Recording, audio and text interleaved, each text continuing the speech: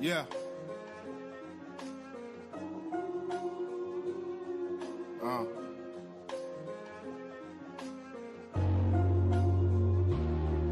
Yeah.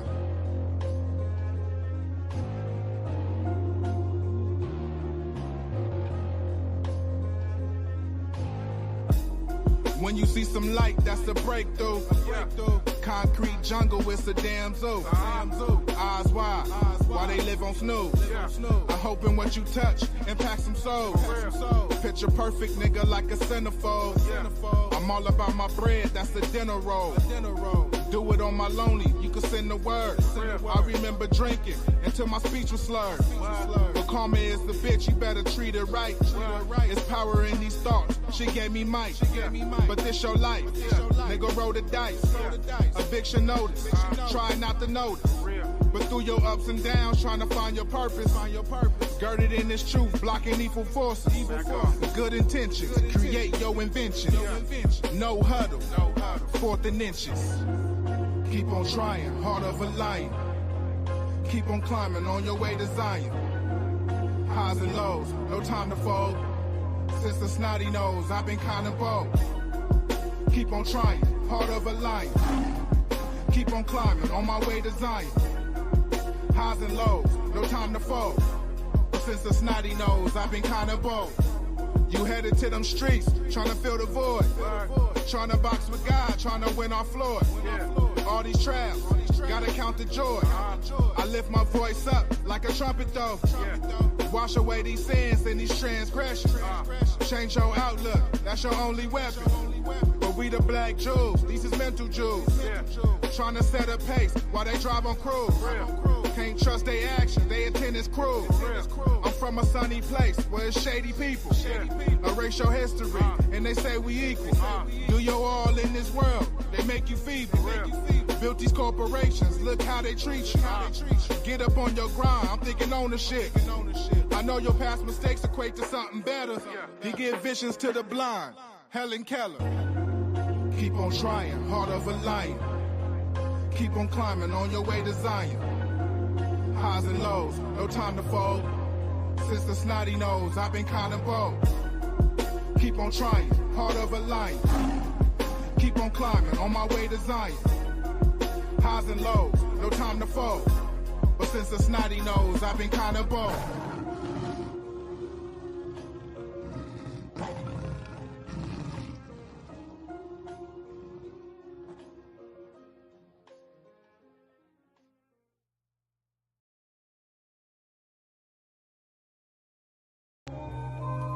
Vinyl genius.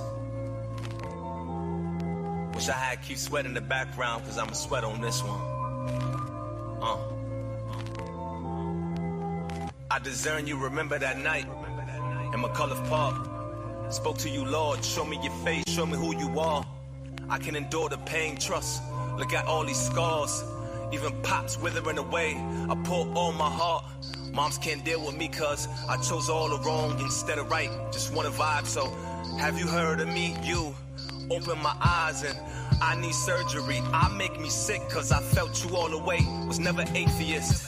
These pages exit Jesus, I had to exit Jesus. Black men in America, yeah, you best believe it. Sounded hella Greekish, so when I saw your burnt feet, I could imagine Peter's. Chanel braided this woolly hair with melanated fingers. Gotta escape the preachers, find the ancient teachers. Endow me, please, with wisdom, Lord, from the gated kingdom. The one and only YHWH, yes, you gave me freedom. I'm on my exegesis.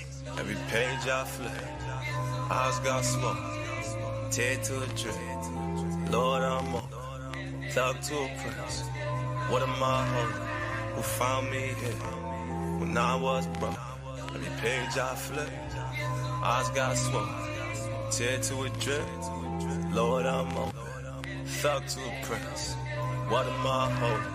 Who found me here when I was broke? Yeah, salvation in Matthew 24.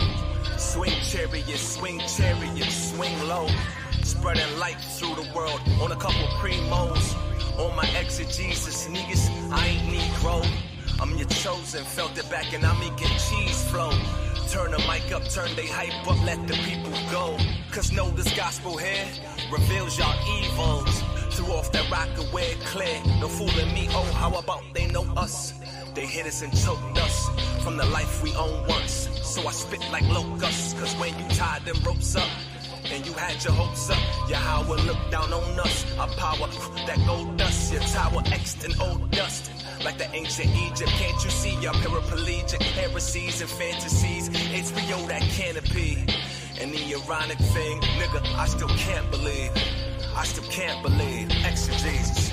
Every page I flip, eyes got smoke, tear to a drip. Lord, I'm on, thug to a prince. What am I holding? Who found me here when I was broke? Every page I flip, eyes got smoke, tear to a drip. Lord, I'm on, thug to a prince. What am I holding? Who found me here when I was broke? Every page I flip, eyes got smoke, tear to a drip. Lord, I'm on, thug to a prince. What am I holding? Who found me here when I was broke? Every page I flip, eyes got smoke, tear to a drip. Lord, I'm open, thug to a prince. What am I holding? Who found me here when I was broke?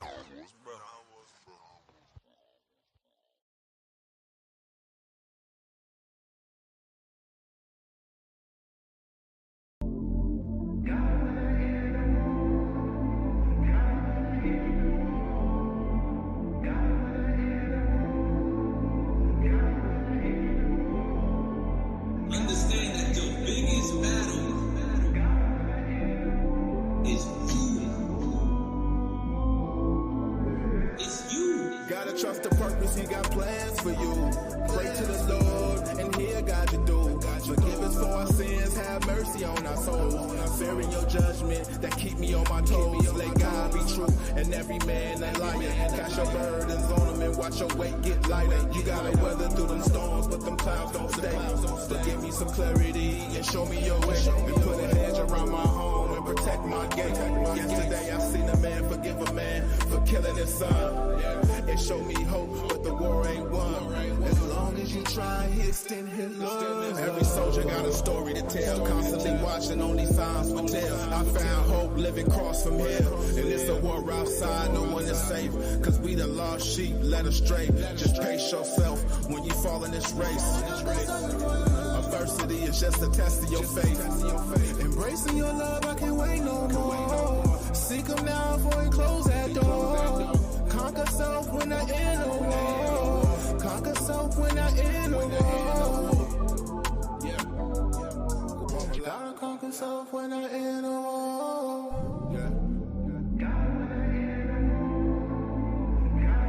It's time to conquer. It's time to conquer. It's time to overcome. Fight temptation. Fight this world. Gotta trust the purpose, he got plans for you. I pray to the Lord, and he'll guide you through. Forgive us for our sins, have mercy on our souls. Fearing your judgment that keep me on my toes. Let God be true, and every man a liar. Cast your burdens on him and watch your weight get lighter. You gotta weather through them storms, but them clouds don't stay. But give me some clarity and show me your way. And put a hedge around my home and protect my gate. Yesterday I seen a man forgive a man for killing his son. It showed me hope, but the war ain't won. As long as you try, he extend his love.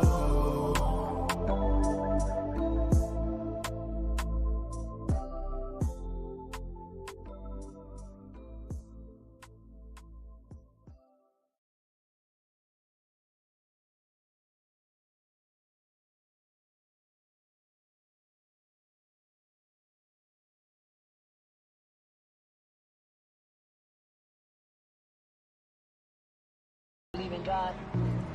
Yo, why the fuck y'all get so damn religious-fied lately? Man, look, do I believe in God?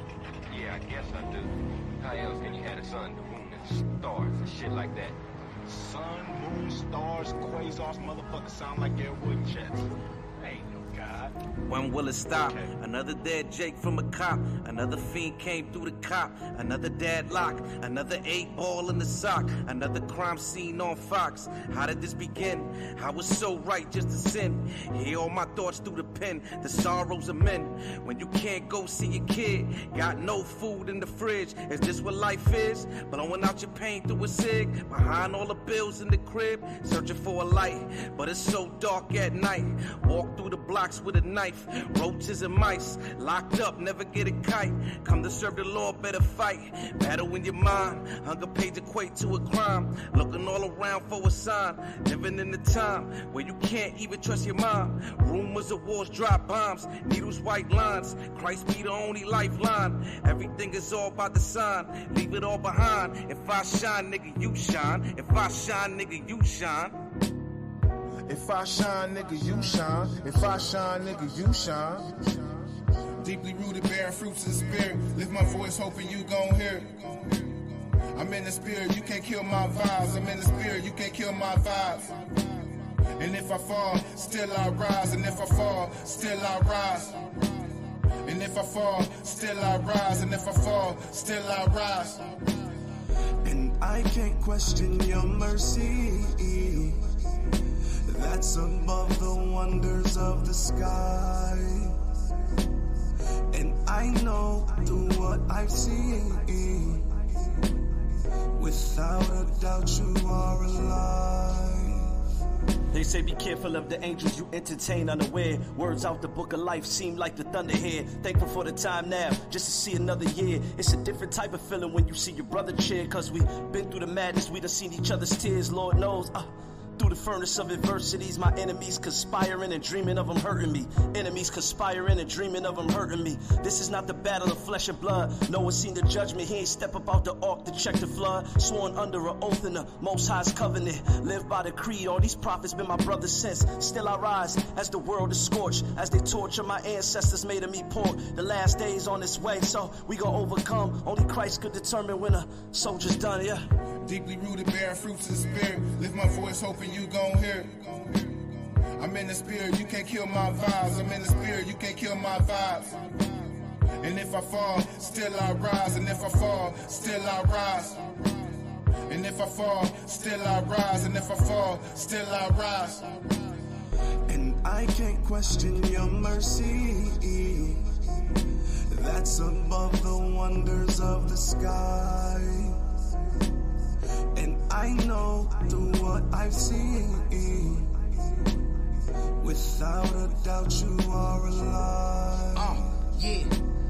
Trying hard not to complicate these verses. Soul searching, know these demons out here lurking. Where's your purpose? Cut the grass, see the serpents, feel the curses. Know the devil out here working. Close the curtains, one thing is for certain. We all die one day, but does your soul live? And will he forgive? Only Lord knows this. Tell these clowns settle down, we around. Paint the town red for my ancestors' blood. From the bloodline of Judah, cause my ancestors was. Me and the general, souls identical. Gold flow spiritual, oh so lyrical. Really not your typical Joseph in the physical, Gabaryam from KC. Indians and Chiefs, ride for my people, we the sons of Maccabees. Open up Pandora's box and had to take a peek. No faith without works, you gon' have to take the leap. We the lost sheep from Jerusalem, we weak. Got bros still asleep, I pray for the weak and build with the strong. Just talk to my cuz, he got a lot going on. I told him keep his head up, he just going through a storm. Our family's been torn apart by the drugs. Heart full of slugs, left his mark in the mud. I wish the love, surrounded by the hate. Made it this far by faith, mercy and grace. Yeah. Made it this far by faith, mercy, and grace. Deeply rooted, bearing fruits of the spirit. Lift my voice, hoping you gon' hear it. I'm in the spirit, you can't kill my vibes. I'm in the spirit, you can't kill my vibes. And if I fall, still I rise. And if I fall, still I rise. And if I fall, still I rise. And if I fall, still I rise. And I can't question your mercy. That's above the wonders of the sky. And I know through what I've seen, without a doubt you are alive.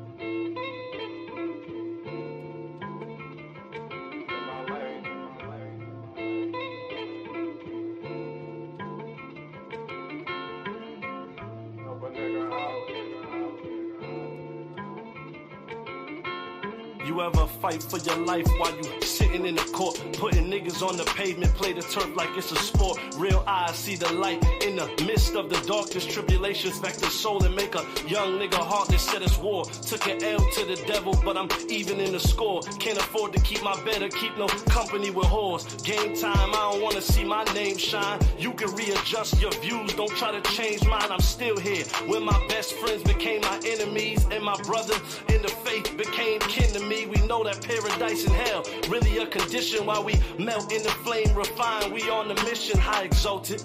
You know we've been trained for the war. We can't double back with us. Once you go and hit the door, pain. Lord knows we don't play here. If you don't got love for brothers, then niggas stay there. My name, try to stand and figure it out, but can't ignore my pain. Help a nigga out, but understand that rain. A nigga out for real, but I can't get it. My feelings now, try to stay in my lane. Try to stand and figure it out, but can't ignore my pain. Help a nigga out, but understand that rain. A nigga's proud for real, but I can't get it. My feelings now.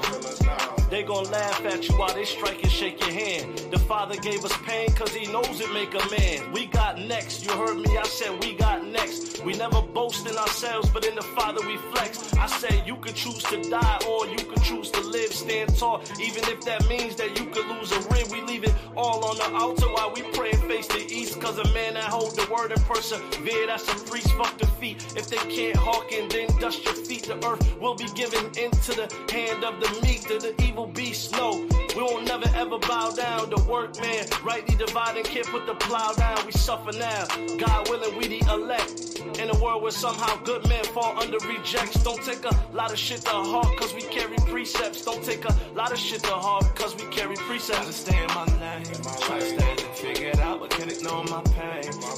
Help a nigga out, but understand that rain. A nigga out for real, but I can't get it. My feelings now, try to stay in my lane. Try to stand and figure it out, but can't ignore my pain. Help a nigga out, but understand that rain. A nigga's proud for real, but I can't get it. My feelings now.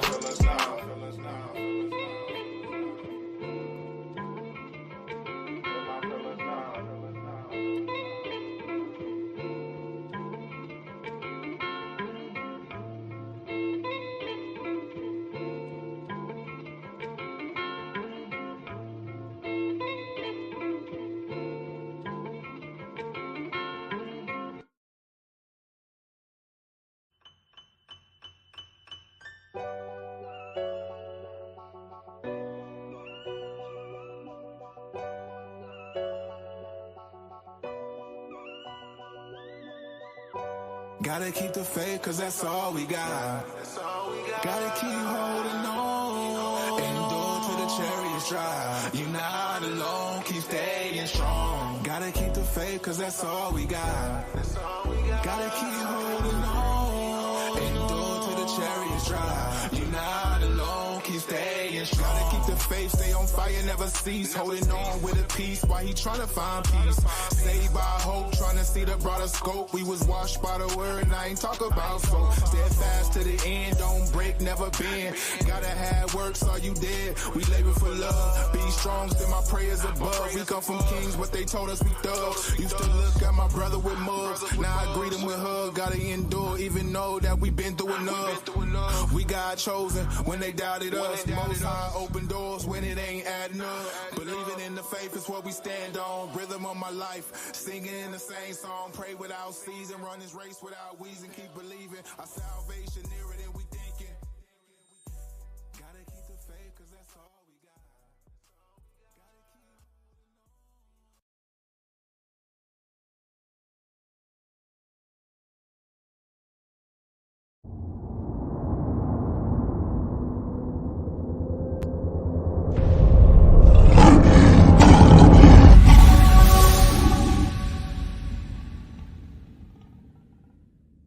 Said I'm not coming in peace, I'm coming with a sword. And we are gonna come with fire, man. That's what's coming to this place. Fire. That's not happening about the various slave trades that established everyone else's economy. This devil knows he has but a short time and he's shaking in his boots. And this place has done evil that you can't imagine. And it is not just this place. Because we in the midst of darkness. Right? So if you eat consciously enough, You'll be aware of every single thing you put inside yourself.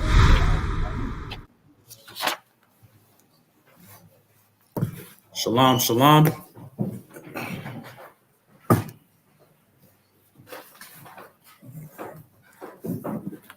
Shalom to those in the chat. Shalom to everyone online. Shalom to those in here.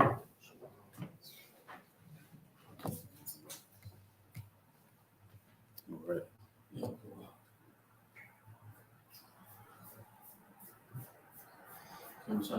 Yeah. We're going to begin and start off with current events. We're going to open up with precepts before we bring them out. We know that the times that we're living in is very much important that we always have exalted being watchmen. It's very important to emphasize on behalf of the fact that if we're not watching, as we're reported and told to do so, we cannot give out the report as the watchmen of the Most High when we're going out to teach, when we're speaking to individuals, and so much the more on a daily basis if we're not aware and keeping up with what's going on around us, not just within here the confines of the United States, but on an international level of seeing what's going on in the world. We need to be circumspect, roundabout in every which way possible. So the reason why I say all that is because what we have to do as watchmen is give report back unto those we're teaching, back unto those we're speaking to, and very much so that the more we watch, we're able to warn and tell people. And as it was commanded in the book of Ezekiel, you know, we're supposed to be a watchman unto our own people, because our people, and not just our people, but everyone is in a state of being asleep. Everyone's asleep with their eyes wide open. Everybody has cellular devices. We're living in the most, how can I put, the most progressed times of civilization in all of human history, because of how far we've come as humans in developing technology that has enhanced us with the knowledge that surpasses even technology that was created even in times of antiquity. So again, the emphasis on current events, the emphasis on what's going on.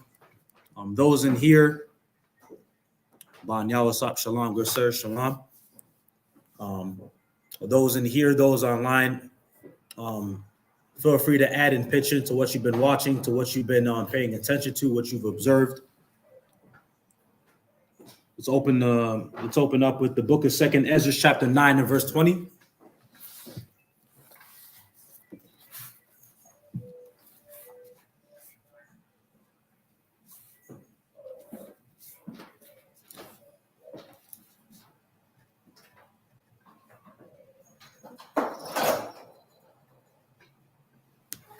Second Ezra, chapter 9 and verse 20. It's page 25.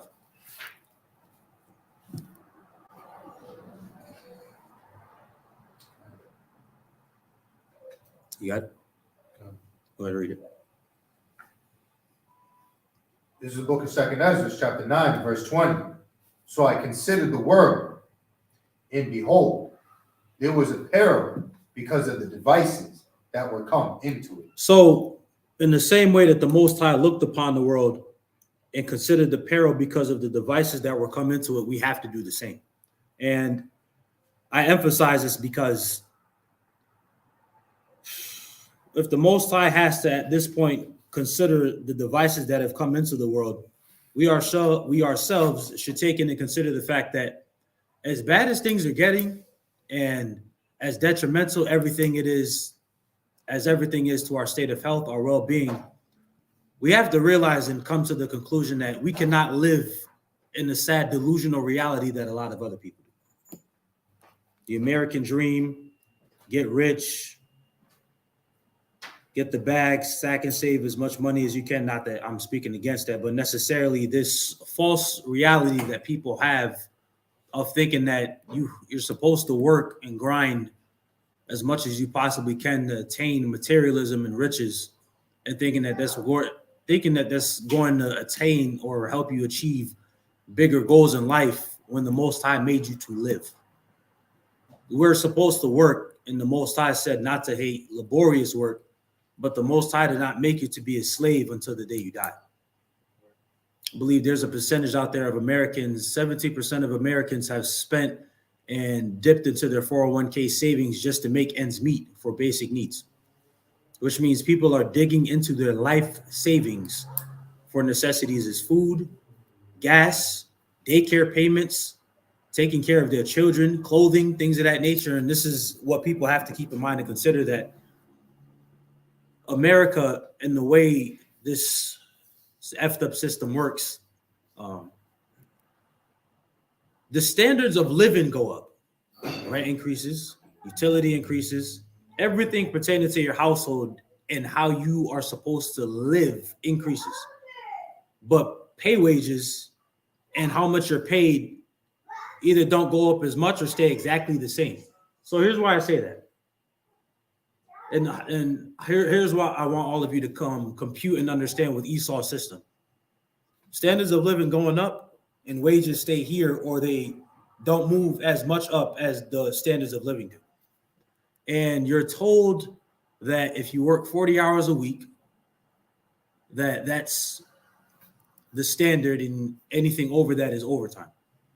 How much overtime do you have to put in to make ends meet? And not just that, when you're working and doing overtime, I remember this older woman I work with told me the more you make, the more they take. Then they give it back to you in taxes, tax you again on more of the things that you're getting from your paycheck. Then you have to pay more tax when you're going out shopping and you're getting the basic necessities you need to live. And then what do you have left pertaining to your check or pertaining to the funds that you have inside your account? If any of you had $200 in your account, it's one swipe that you made, and then you have $3 left in your name. I jokingly say that to say this system is rigged to the mere point where people are not people, people are not citizens, people are slaves to this society. Read the next verse. Verse 21. And I saw and spared it greatly. Right. And have kept me a grape of the cluster, and a plant of a great people. So the reason why the Most High is saying this and then speaking to the prophet Ezra is because just as he did with Noah, is just as what he's doing now. There was always that one that represents the many. There's always that one that is the shining bright example, that if this one can do, or excuse me, if this one is faithful, if this one is righteous, if this one has exemplary character, then the Most High is going to preserve them and or him just as Noah was. And this is the case now because the Most High looked at the world and spared it greatly, not because he cared about everyone, but because out of the entire cluster representing all of the nations, the grape that's inside the cluster, he wanted to preserve. That's that righteous remnant. That's the 144,000, the governing body. That's that 1/3 that is going to be refined and tried through the fire that Zechariah 13 talks about. Read the next verse.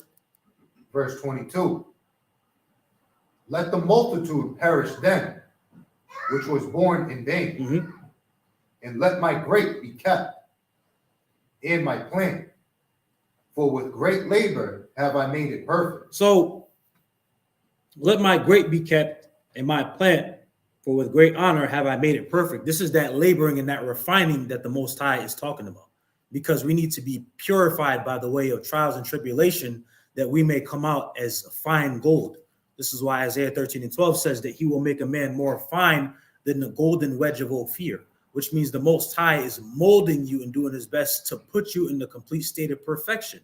That's why Christ said in Matthew chapter 5 and verse 45, be ye therefore perfect, even as your Father which is in heaven is perfect.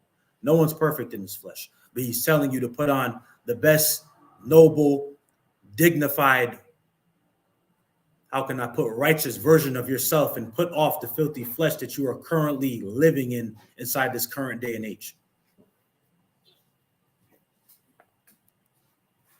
Let's get the book of Ezekiel chapter 3. The book of Ezekiel chapter 3.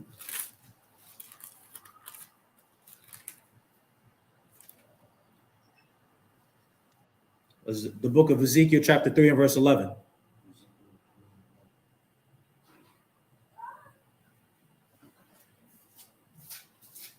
This is the book of Ezekiel chapter 3, verse 11. Go ahead.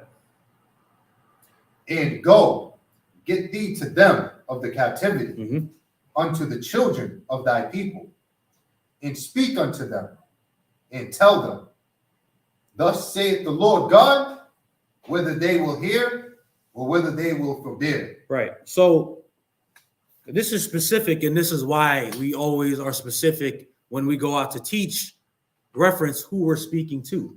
We're not speaking to anybody particularly pertaining to ushering in the kingdom, but the 12 tribes of Israel, the so-called blacks, Hispanics, and Native Americans. But that doesn't mean, according to Isaiah 61, when we're teaching and preaching the gospel, it doesn't also go to the heathen. Not that the gospel is for them, but they're a part of the gospel because the redemption is for the nation of Israel, and you will be handmaid servants and slaves in the kingdom to come. As Yawasap puts it, gold is going to be paved in the streets of the kingdom. We're not the ones that are going to be doing the paving. We built this kingdom here. We're not doing it in the one to come, because the kingdom to come, Lord willing, that we are of the hopeful elect, will be our rest. And will be their time of tribulation and trouble, just as this one is ours. So this scripture is specific because it says, and go get thee to them of the captivity. We're the only people in captivity. We're the only people that were subjected to curses due to our disobedience. And in the enlightenment of YHWH are learning to live through the upliftment of them. And unto the children of thy people, which is specific as to why when we have the chart out, we're going unto the 12 tribes and speaking unto them, telling them to repent and come back to the Most High. And speak unto them and tell them, thus saith the Lord God, whether they hear or whether they forbear, meaning everything that entails current events, our history, our downfall, our glory, and everything we've been through as a nation. And this is the reason for the First Samuel series and why we're going through it. Israel under monarchy, we're going through it so that we understand the beginning of kingship, but also begin to understand David, Solomon, everything, so on and so forth, progressing from there within that certain time frame of our history underneath the monarchical period of Israel.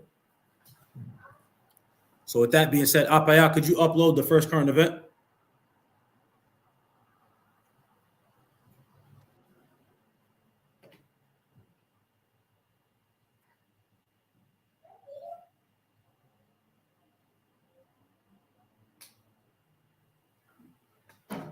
All right.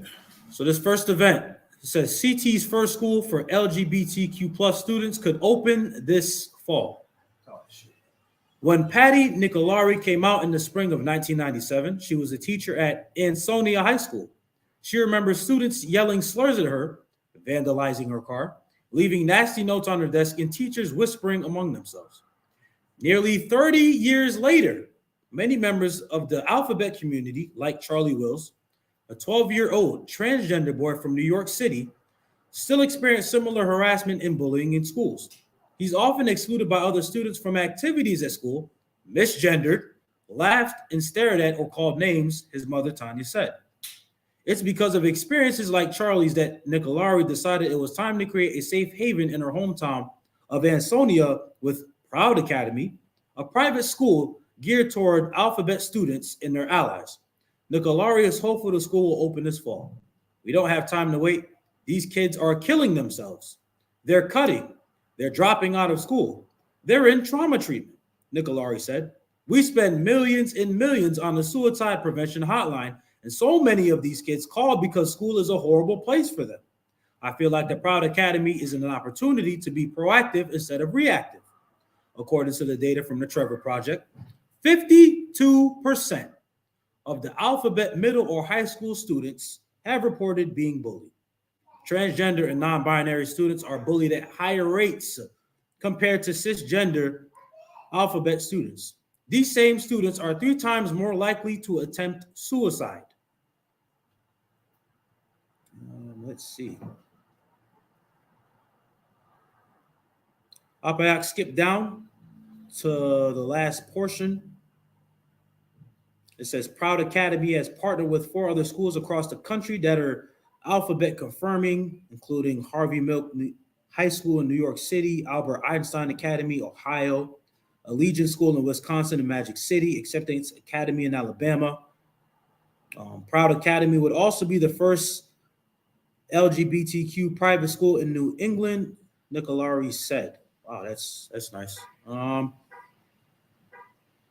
here's what I'm going to expound on and say, because I know that a lot of you guys may have this in brothers across the states, right? The reason why a lot of them feel suicidal is because they don't realize and don't take into effect that this 12-year-old transgender boy, when between the ages of at least 8 to 15, is the prepubescent stage in the young adolescent stage of kids. This is where girls are in the time frame to get their periods. This is where younger men begin to develop higher testosterone levels, accelerated facial hair. Some young men grow mustaches much faster, beards, chin hair much faster than others, so on and so forth. It's different for girls and boys. What exacerbates and makes the problem worse and not any better is the fact that when they give kids hormones, drugs, hormone blockers, puberty blockers, as they also like to call them, and there's a particular kind of drug that's given to pedophiles to stop their sexual urges and their feelings toward children that they also administer to these young kids. When you're doing that in the primary, as the scriptures call it, the flower of their youth, and you're not realizing the powerful impact that it has on their physiological, psychological, behavioral, and mental health and emotional health, you're not realizing that's why a lot of these kids feel suicidal. One of the most important systems in the human body is the endocrine system, which is responsible for hormone balance, responsible for chemical messaging in the body. It's responsible for how you feel and how you think on an emotional and mental basis every single day. When you don't consider that the things that you're putting within these young kids' bodies, and you're not doing enough research, because the BS in the research always talks about how it supports them, how it's good for them, don't be judgmental, don't discriminate. You don't take into the fact that in the flower of their youth, in the primary portion of their age or of their life, you're not realizing how detrimental and devastating the effects are, to the point where you're actually killing the child. It doesn't have to always be physical, but you're killing the child in the sense that you're not allowing them to develop naturally or as they would grow on their own without enhancing them with hormones and toxic chemicals you're putting inside their bodies by the way of drugs. So the reason why I read this is because we're in Massachusetts. This is headquarters. Connecticut's right there. This school, by the way, is opening up in New Haven, Connecticut. Yale is in New Haven. I'm going to admit something about Yale University I learned a while back reading a magazine. Those of you that have researched Yale, or if you've ever been around Yale, I've driven around it, and the number one thing I'll never forget feeling is a dark, mystic presence. And I finally figured out why when I read about it. Yale University was opened back in the 1800s, of course, opened during slavery. This is a side note aside from the current event. This is to describe the ancient state of wickedness the New England states have, Connecticut specifically. During the Civil War, the general that was leading the troops in the South, the Confederate Army, was named General Robert E. Lee. When he was buried, they planted ivy at his grave. There were students from the Confederacy in the South that came up here to Yale University at the time that Yale University was opened during the 1800s. I forgot the specific year, but I'm remembering and recalling the story.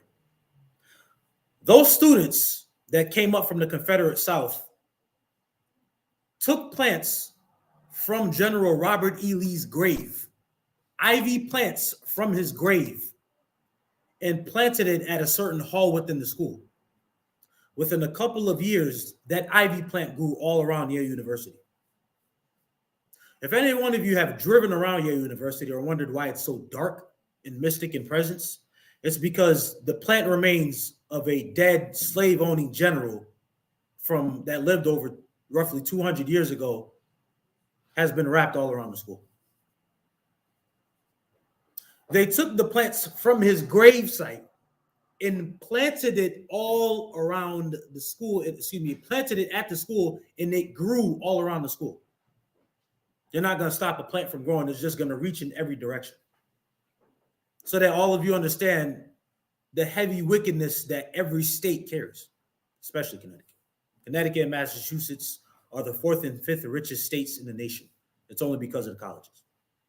But the reason why I say that and add that is because of the fact that if any one of you have done the research, if any one of you have looked into it, that's why. So to read this article, nothing is new, particularly with Connecticut. Apayak, let's pull up the next article.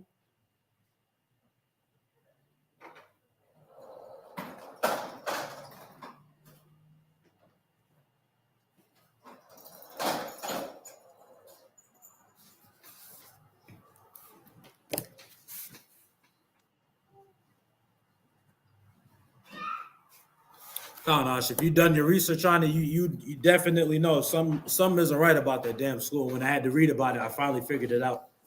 If anyone, to add, by the way, the president of Yale University is an Amalekite. That's not surprising. All right. So this next article, the U.S. has only $1 billion left for Ukraine. Around 96% of authorized funds have been used up, with the rest being spent this month, Karine Jean-Pierre has said. So the administration of U.S. President Joe Biden is running out of pre-approved funds to help Ukraine in this fight with Russia, with only $1 billion left, the White House has said. Speaking to reporters on Wednesday, Press Secretary Karine Jean-Pierre explained that this is the amount of money remaining in the replenishment authority, which allows the Pentagon to procure weapons from private contractors to replace the older equipment sent to Kyiv. So $1 billion is left, approximately 96% of replenishment. Approximately 96% of replenishment funding has already been used, and the Department of Defense is preparing to allocate the remaining 4% this month. When these funds run out, she noted, the U.S. will not be able to backfill its own stocks that were sent to the battlefield in Ukraine. She added that Washington now has to reduce the amount of military aid to Kyiv as its budget tightens.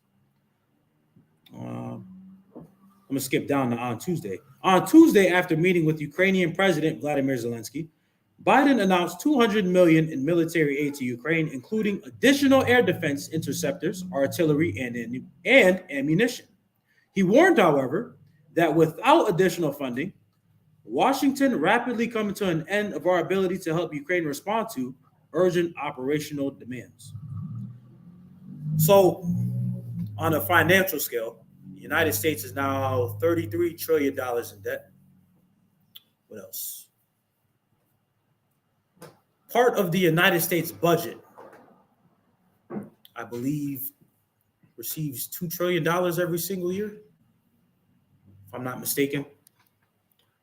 Part of the United States budget is pledging billions of dollars to Israel. Military contract and spending, because the military-industrial complex is a big part of the United States government. Let me not say government. The United States is really a corporation.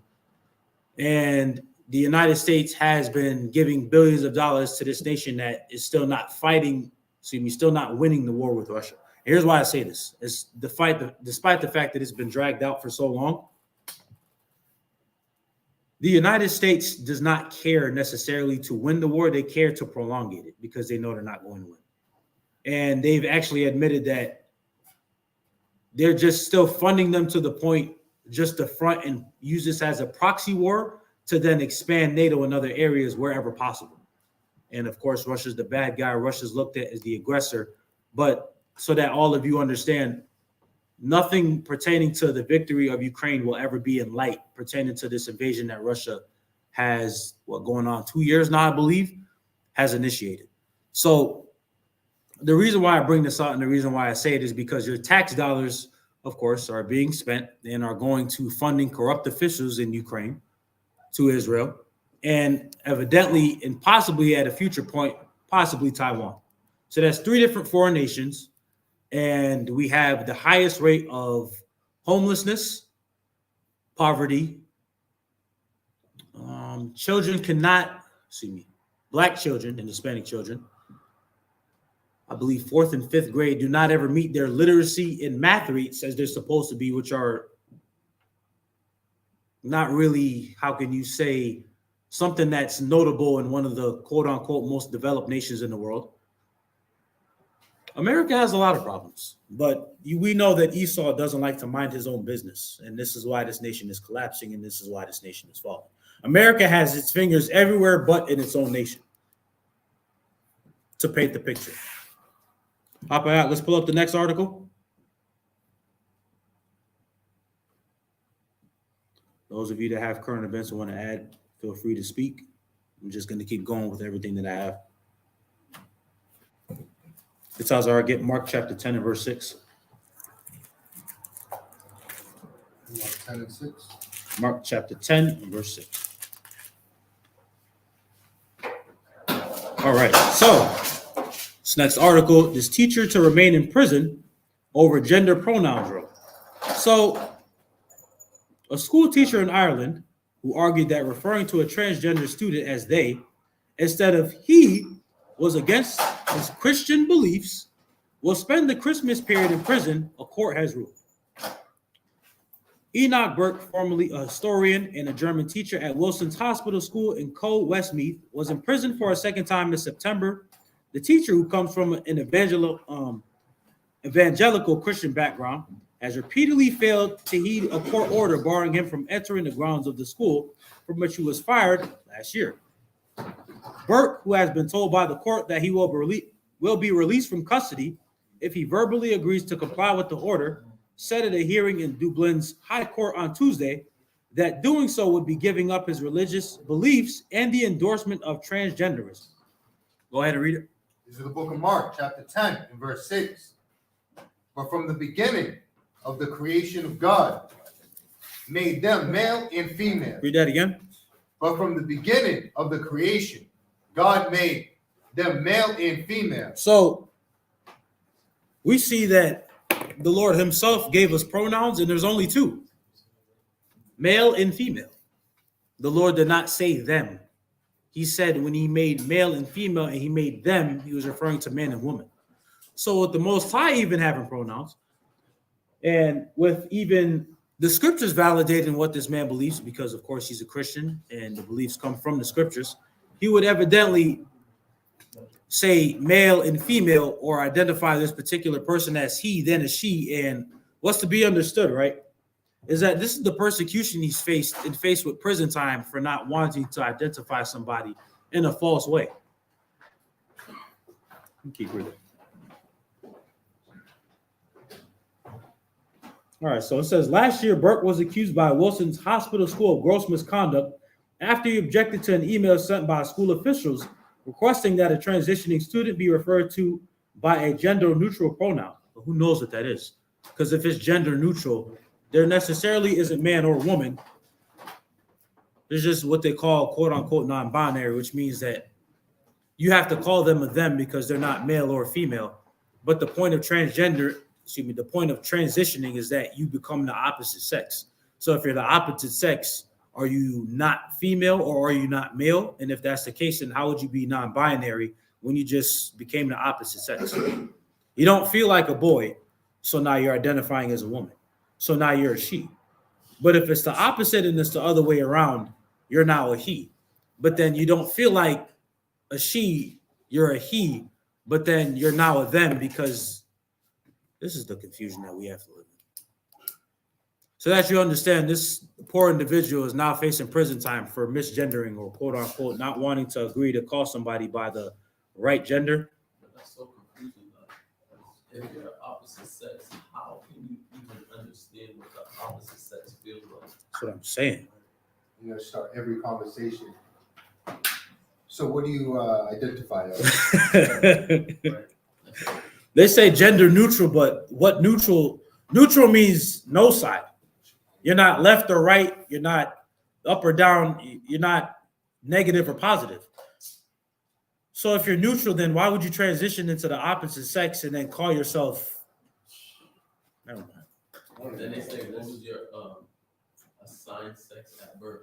Right. That's cringy. And what makes it sickening? What? I like the what your mom said, but what makes it more sickening is the fact that it's proven to be a trend. So it's not It's not a actual like illness as some would like to claim to be. I mean, it's proven to be a trend. Everybody likes to float with whatever's out there. This girl, you know, she may want to be a boy, but it's the reason behind it. That's a fact, though. Because then, you know, that can also be going to, like you're saying, like traumatic events in somebody's life, or they can have such positive male role models in their life that they're going to be like those role models, right? You know, so.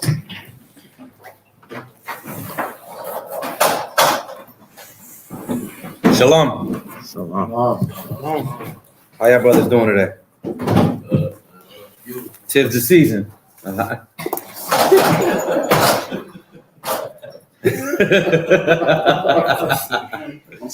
You know, everybody's overworked and tired and strained and, you know, broke all at the same time. Come on. How we work all these hours but we still broke? Somebody break that down. Come on. I need to break down. You know, that's the breakdown I need. You know? Y'all see the title of the class, right?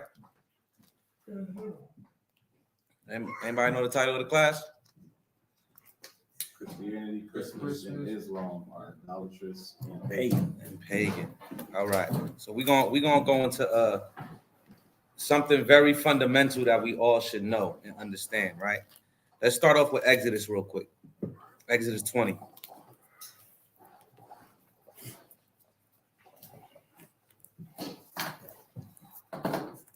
Yeah, you can read from the top. The book of Exodus, chapter 20 and verse 1. And God spake all these words, saying, I am the Lord thy God, which have brought thee out of the land of Egypt, out of the house of bondage. Does this brother have a Bible?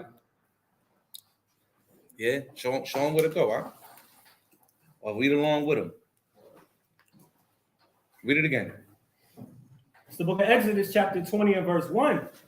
And God spake all these words, saying, I am the Lord thy God, which have brought thee out of the land of Egypt, out of the house of bondage. Go ahead. Verse 3, thou shalt have no other gods before me. Say it again. Thou shalt have no other gods before me. Now, if you look in today's world, from Christianity to Islam, these are other gods that are before the Most High, right? These are gods that the nations have rose up and began to teach and morph it and synchronize it with the Bible. Christianity has nothing to do with the book that we read today. Islam has nothing to do with anything. They just weird. All right, and we're going to get into some of that. Because there's a lot of things. See, a Muslim over here, right, a dude will get locked up and he'll become a Muslim. Like 9 times out of 10. What's good, Ak? Right? With Aki in the corner store. Right? They become a Muslim when they get locked up. And they will not understand, one, how the Arabs feel about them if they go out there. And 2, the customs that the Muslims actually practice in those countries. And we're going to get into some of those things, right? Keep reading. Read the next verse. Verse 4. Go ahead. Thou shalt not make unto thee any graven image or the likeness, any likeness of anything that is in heaven above, or that is in the earth beneath, or that is in the water under the earth. So, matter of fact, read the next verse. Verse 5, thou shalt not bow down thyself to them, nor serve them. Now, when this is exactly what you see today, especially in Catholicism, right? Somebody got to fix that alarm outside. In Catholicism, look at that, that's the spirit. In Catholicism, what do you see? You see people bowing to saints, right? You see people calling people their father and all this weird stuff, right? Going into a confession and they're like, I have sinned. Oh, just do a couple Hail Marys and you're going to be all right, bro. Right? Islam prays towards, we pray towards the east as Israelites, right? But what do we pray towards? Hands. You just Jerusalem. Let me pick you. Yeah, I'll pick you now. Yeah. Jerusalem. God. Right? We pray towards Jerusalem. What do the Muslims pray towards? Stone. Mecca. Mecca. There you go.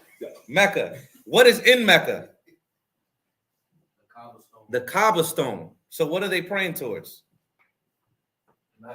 An idol. I didn't ask a question.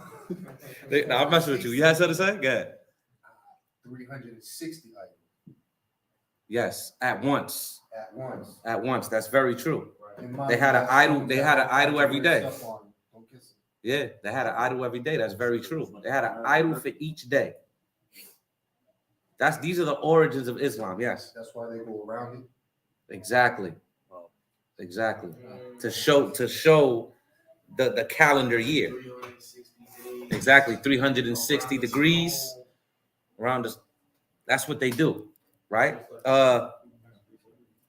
Get Leviticus. I want Leviticus 26:1. What precept you have? 1 Kings 8. Hold that. Get Leviticus. And then Apayak, get that first video ready. Baba Kusha. Somebody get the door.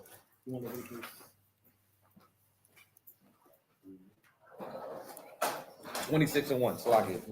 I'm parched. This is the book of Leviticus, chapter 26 and verse 1. Ye shall make you no idols nor graven image. Go ahead. Now this is the first step that we're gonna take in idolatry. We're gonna tackle the two major religions, right? And like Cap said, we're gonna it's the laws, because we have to understand the laws of God, right? So we're gonna touch the two major religions, which is Christianity, right, and Islam. All right, the wood and stone, as Kawan just said, right? The two major religions that was actually placed within the curses. All right. So go ahead, read that again from the top. The book of Leviticus, chapter 26 and verse 1. Ye shall make you no idols nor graven image, neither rear you up a standing image, neither shall you set up any image of stone. Say it again. Neither shall you set up any image of stone. Go ahead. In your land. Now, what the Muslims do is literally against the laws of God. Literally it's in the Bible. I didn't write this. It's right here in the book. Khan? Apaya, get the first video ready. I'm gonna show you these things that the Muslims do, right? Now, there's something I want y'all to look up. Y'all got y'all pens and papers out? Kabad? Oh, you don't got one. Take your phone out then and put in your notes out. This is what is this? This is class, right? When you were in school, I mean, some of us probably did because we was knuckleheads. But look, give her a hand. Damn right. When you were in school, you know you would get in trouble if you didn't have a paper and a pen, right? To take down notes. All right, except for some of y'all knuckleheads in there that probably didn't even go to school. All right, but you know that you needed a paper and a pen in order to pass that class, right? If you're telling somebody I'm going to class, why don't you have a pen and a paper to take the notes down? Doesn't make any sense, right? Khan? All right, I didn't need hands for that. All right, pull up that first video, Op. This is the Fair Use and Copyright Act. Put it on the whole screen. Copyright law states that fair use for purposes such as criticism, comment, news reporting, teaching, including multiple copies for classroom use, scholarship, or research, is not an infringement of copyright. You're a fucking pumpkin. All right, so this is something that we're about to watch, right? I want all y'all to write this down. Celebration of Ashura. Ashura is A-S-H-U-R-A. And we're going to tie this all together with the scriptures. All right? And show you how this is an ancient custom. So wait for that video to queue up. How do you spell that? A-S-H-U-R-A.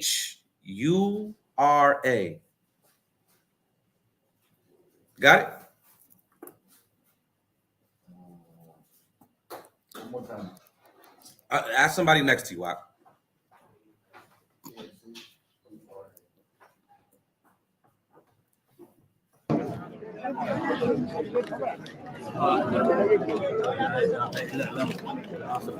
Look at what these people do to kiss a stone. I need y'all to realize this.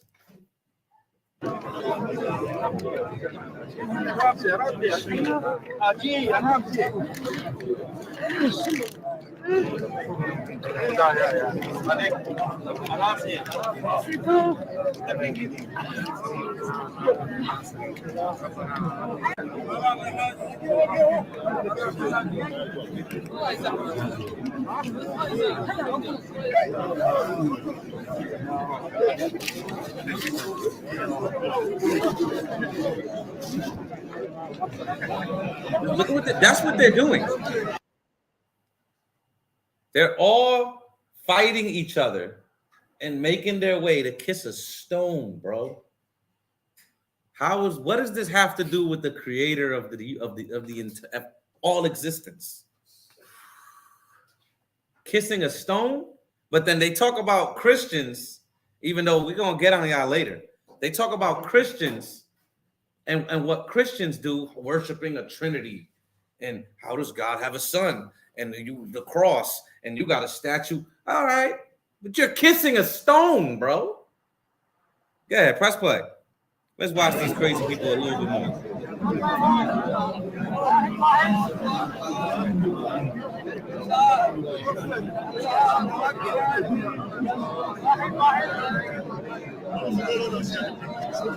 This is madness. Go ahead. All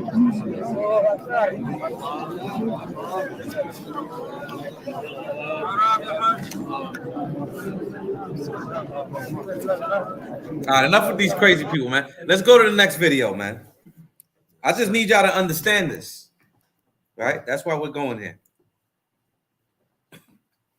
Remember, all of this is ancient, right? Muslims pray how many times a day? Who knows? 5 times a day. Hands. 5 times a day. All right? Why?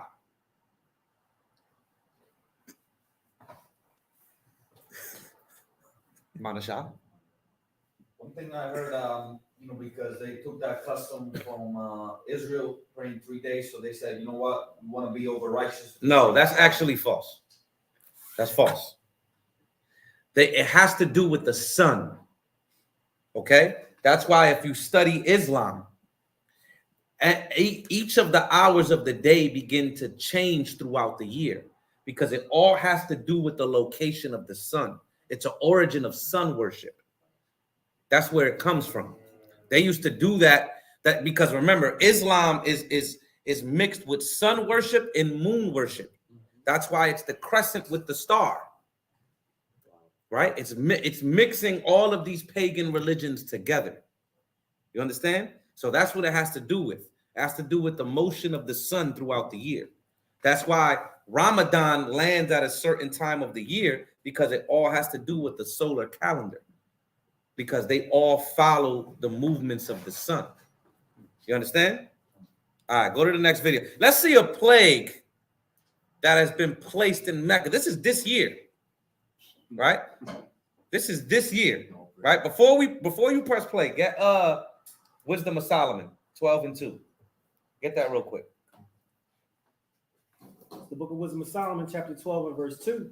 Mm-hmm. Therefore, chastenest thou them by little and little. Go ahead. That offend. So chastise them little by little that offend. Go ahead. And warnest them by putting them in remembrance wherein they have offended. And warn them by put in the remembrance of them how they have offended. Finish it up. That leaving their wickedness, they may believe on thee, O Lord. So the Lord, he has a way of sending plagues. He has a way of sending warnings of a coming destruction. Right?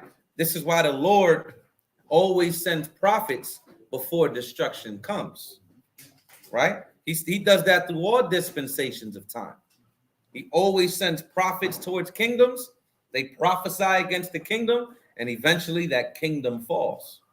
Right? Yeah, play that video now.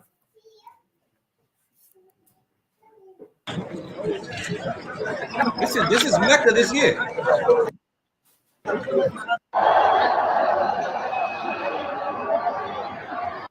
Mecca, the holy city for Muslims, is currently facing a peculiar and unsettling situation.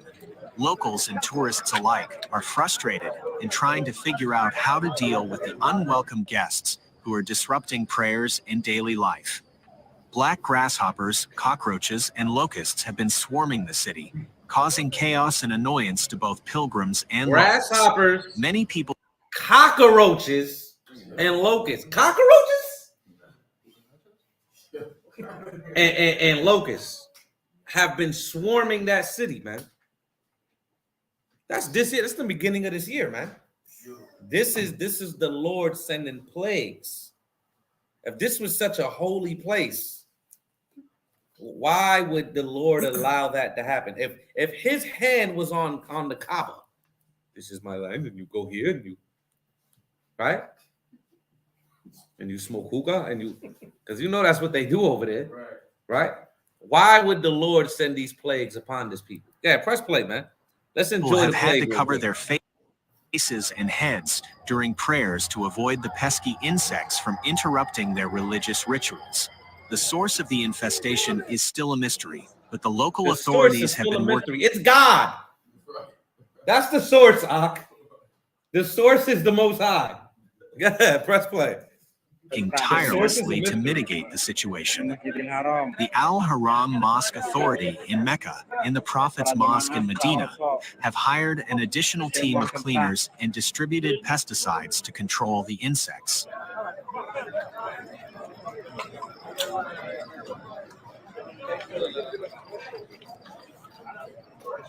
These dudes is going through it.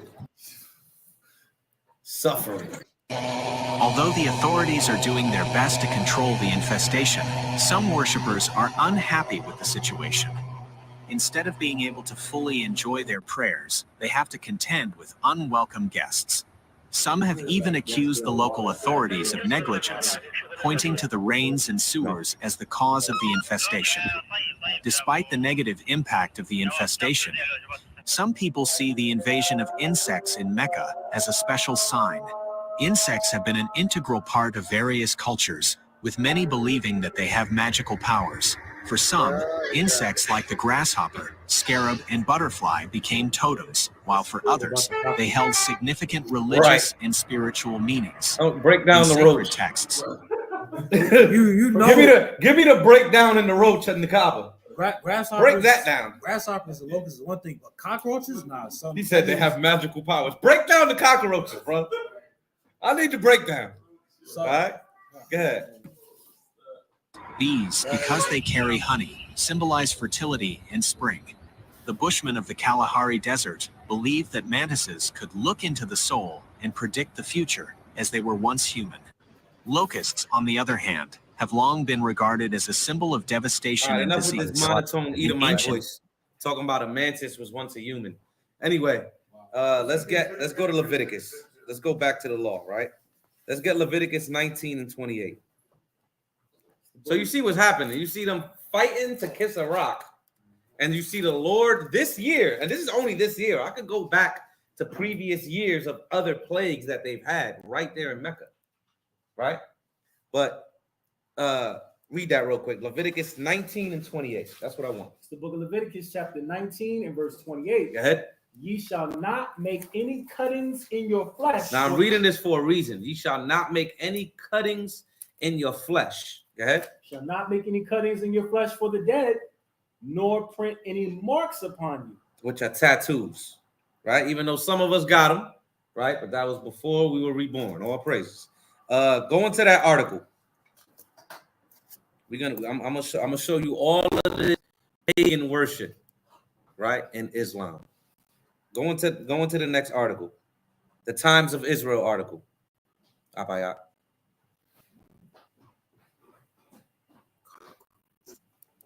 Cockroaches in the holy city. You know something's unclean.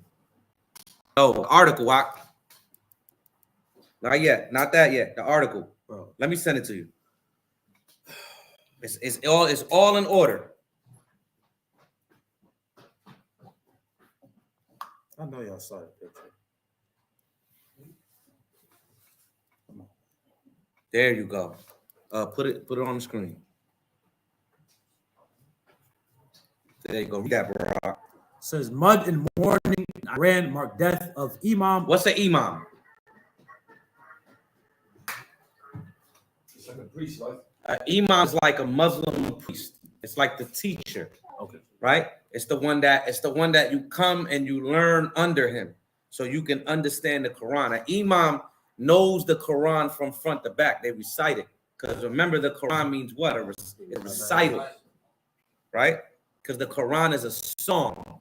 That's what it is. That's why they sing it. You ever go into the Habibi spots in New York and you hear it in the back? That's the Quran. They're playing the Quran over and over. Right? Yeah. Drop down.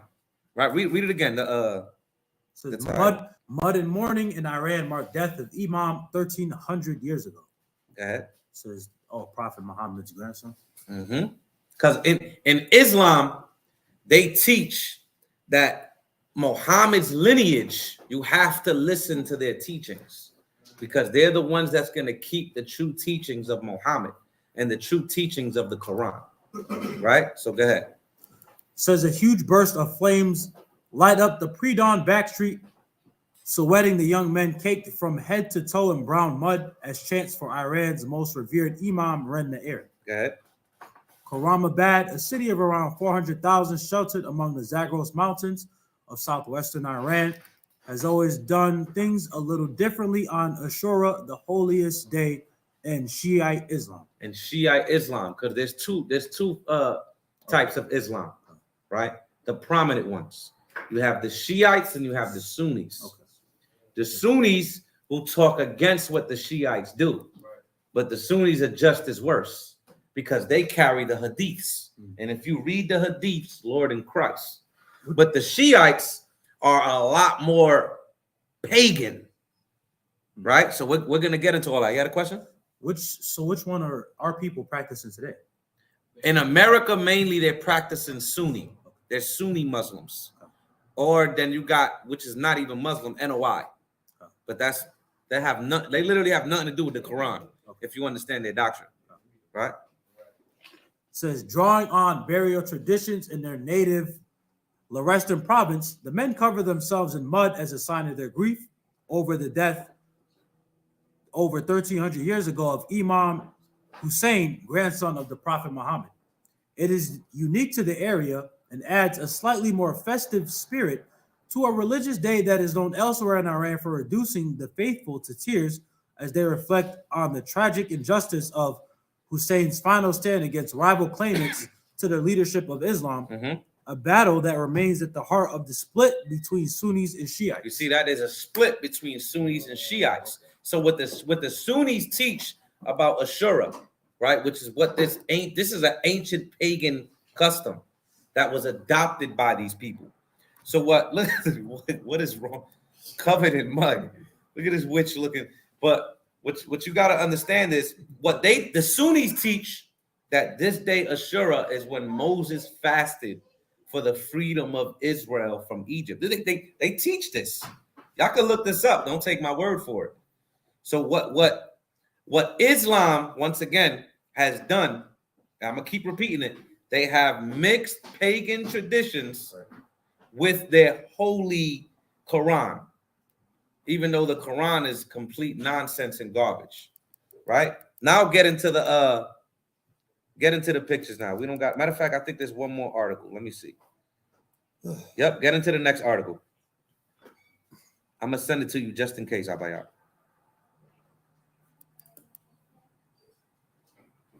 So I could just understand. All right, come on, man.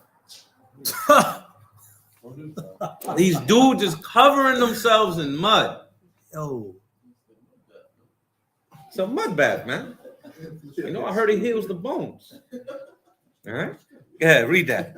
So Shiite Muslims observe Ashura. Go ahead. Oh, man. You can go down, huh? Says Iranian Shiites cover themselves with mud during Ashura, marking the death of Imam Hussein, the grandson of Islam's Prophet Muhammad, at the city of Bajar, west of the capital Tehran, Iran, on November 14th, 2013. Hussein, one Shiite Muslim's most beloved saints, was killed in the 7th century battle at Karbala, Iraq. Lebanon. Lebanon. Look what they. Hold on. Go back up to that picture, right? Because a lot of these pictures, I already sent them to you. But in this article, you're gonna see all of it, right? Abayak. So you don't even have to show those pictures, right? So look at what are they doing? That's wild. They're cutting themselves. Read that law again. It's the book of Leviticus, chapter 19 and verse 28. You shall not make any cuttings in your flesh. Ye shall not make any cuttings in your flesh. Go ahead. For the dead. For the what? For the dead. They're making cuttings in their flesh for what? For the dead. They're literally breaking God's laws. Yeah, jump down, man. This is in Lebanon. All right. It says Shiite Muslim men bleed as they gash their foreheads with swords. Why? Oh, why are you doing that? And beat themselves during a ceremony marking Ashura in Nabatea, Lebanon, November 14, 2013. Go ahead. Shiite Muslims observe Ashura, a day of mourning, which means 10th in Arabic, though rituals such as martyrdom reenactments and self-flagellation. Most observers wear black and march through the streets chanting and hitting themselves in the chest. And some make small gashes to their heads to ritually punish their bodies. Now shout out to Afghanistan, right? Let's look at Afghanistan. My man gotta move. He gotta move with the blades, bro. And he's just slashing his back, bro. He got the whole thing down packed. Getting ready for the kingdom. Getting ready for the kingdom. Yeah, let's jump down, right?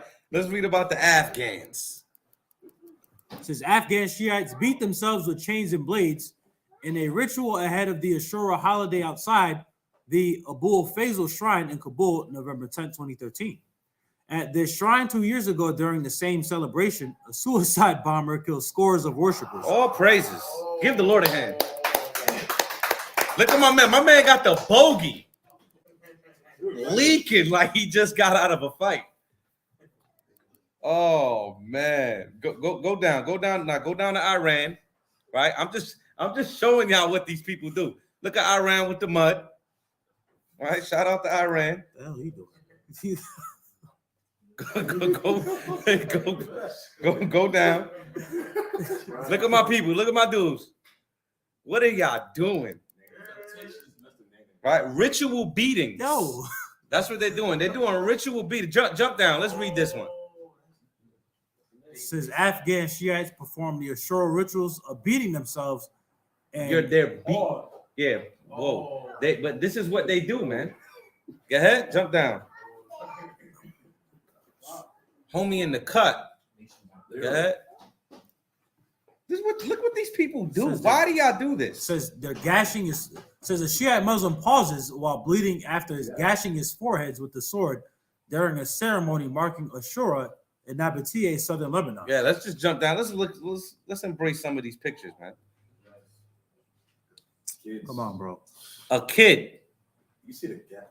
What does this have to do with Allah? Samak, you have something? Yeah, is that like a reincarnation or like a reiteration of what they was doing in Kings? Yes, I'm about to read that. Absolutely. Yeah.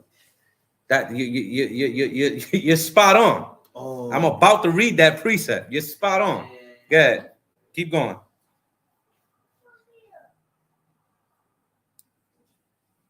Can my man's even see? Yeah, jump down. I want to see the pictures. Look at these dudes, man.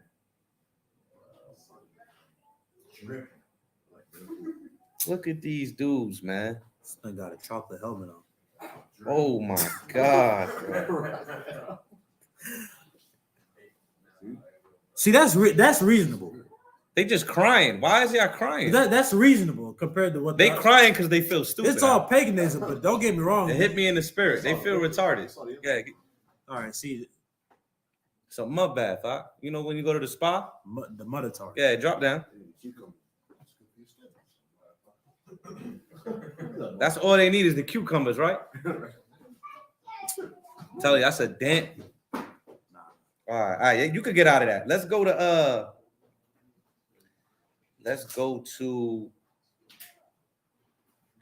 I want it in the CEV, right? I want 1 Kings 18 and 27 in the CEV.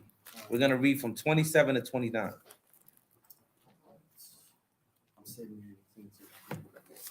I don't want the King James right now. I want the CEV. I want to make it a little more plain.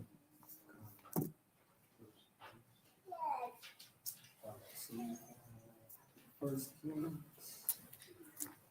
chapter 18, 27. 27, select. In the CEV. Whoever gets it first. Quicker with the Google searches, man. It's crazy, bro. Google, man. CEV, man. No, I got it. All praises.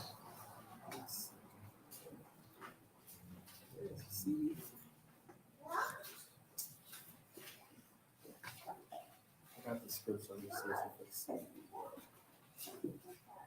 I got it. All right, so this is 1 Kings chapter 18 and verse 26. 27. 27 in the CEV. It says, at noon, Elijah began making fun of them. So the same way we were making fun of these people, Elijah's making fun of them. All right? I need you to understand. Yeah? Pray louder, he said. Baal must be a god. Yeah. He said, Allah must be a god. Right? Go ahead. Maybe he's daydreaming or using the toilet or traveling somewhere. He's literally ranking them. That's what he's doing right now. Go ahead. Or maybe he's asleep and you have to wake him up. Well, you got to wake that rock up. Right? You know? Go ahead. The prophets kept shouting louder and louder, and they cut themselves with swords. Say it again. And they cut themselves with swords. So what these false pagan prophets did is they cut themselves. What did we just see? People cutting themselves with swords. Go ahead. And they cut themselves with swords and knives until they were bleeding. Until they were bleeding. Go ahead. This was the way they worshiped. This is the way these pagan people worship, man. Go ahead. And they kept it up until time for the evening sacrifice. But there was no answer of any kind. You see that? So this is an ancient custom. What people will call Islam, this is thousands of years ago. You understand that? Khan? All right. We're gonna go into get the next go to that picture where it says Levi at the top, and it's a book with some highlights on it. We're just gonna read that real fast. I'm gonna show you how a lot of Israelites became Muslim, right? And this is before the transatlantic slave trade, right? All right, the source, y'all should write this down. I used this source before. If y'all didn't read it yet, you should be ashamed of yourself. Beyond the Saharan Cloak. Beyond the Saharan Cloak. This is a very important source for you to have. When people say there was no Jews on the west coast of Africa, read this. This is honestly some of the best ammunition you can have. Right? So go ahead, Dad. Says Muhammad, the ruler of the Songhai Empire at the end of the 15th century, as a response to the anti-Semitic proclamations of al-Maghili in the 1480s, Jews living in Saharan communities, specifically Tamanti and Tlemcen, had to convert, flee, or risk being killed. Al-Maghili incentivized Muslims who had once protected their Jewish counterparts to assist in eliminating non-Muslims. He ordered Muslims to rise up and kill the Jews and to enslave their women and children and to destroy their synagogues. Go ahead. The murder of al-Maghili's son, which he blamed on the Jews, only worsened the anti-Semitic violence, further exacerbating the Jewish plight. As seen in the replies, al-Maghili compelled the ruler of the Songhai Empire, Askia Muhammad, to eliminate Jews, giving them the option to convert or die. So convert or die. There's a if you look up, damn, what is the tribe, man? Give me a second. I'm gonna get you the tribe. They literally call them B'nai Israel, right? But I'm gonna give you the tribe. From Babylon to Timbuktu. I got a sword for you while you're looking for that. No, I don't need the sword. On what you just said. No, I don't need the sword.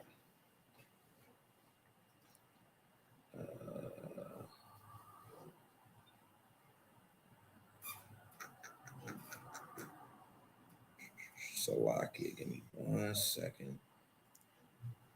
I got it here somewhere.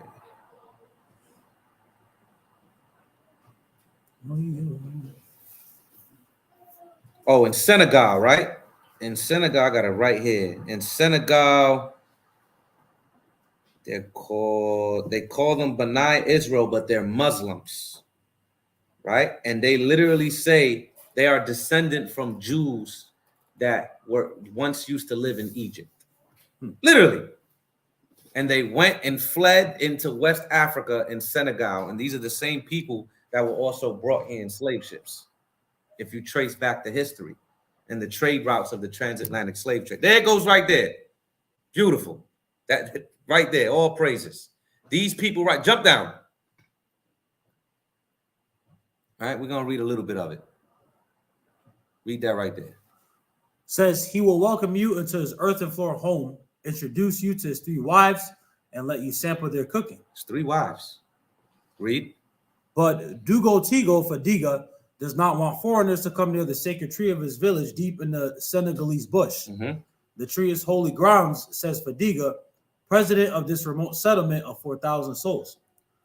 Our Jewish ancestor. Go ahead. Jacob planted it when his people first settled here 1,000 years ago. The lush kapak tree towers over the parched shoeberry at the edge of B'nai Israel, a dusty community in eastern Senegal near the border with Mali. The residents, all Muslims. You see that? These people who know they're Israelites are all Muslims. Go ahead. Are members of a tribe whose name means sons of Israel, and they trace their lineage to 2 clans, Sela and Draim. They say are descended from Egyptian Jews. See, they say they are descendants of Egyptian Jews, and I have a lot more sources like this. This is just this is just the article, right? Let's go to the next article that I sent you, Apayat. You see that? Egyptian Jews with the Jew, it's the Jewish Virtual Library.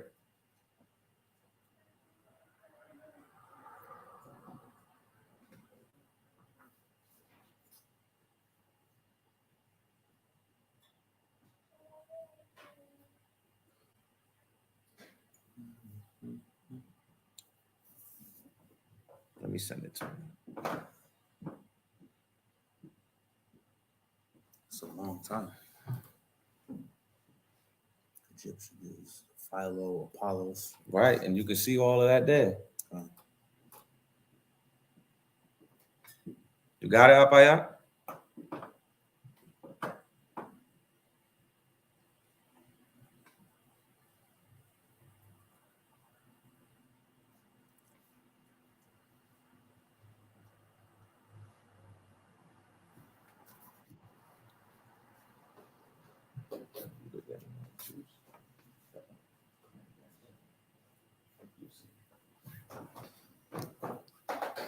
There you go, right here.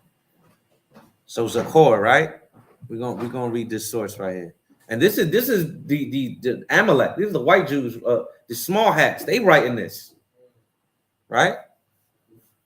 Yeah, read that. Read from. Let me see. I'll be able to tell you when I read it here. Read from where is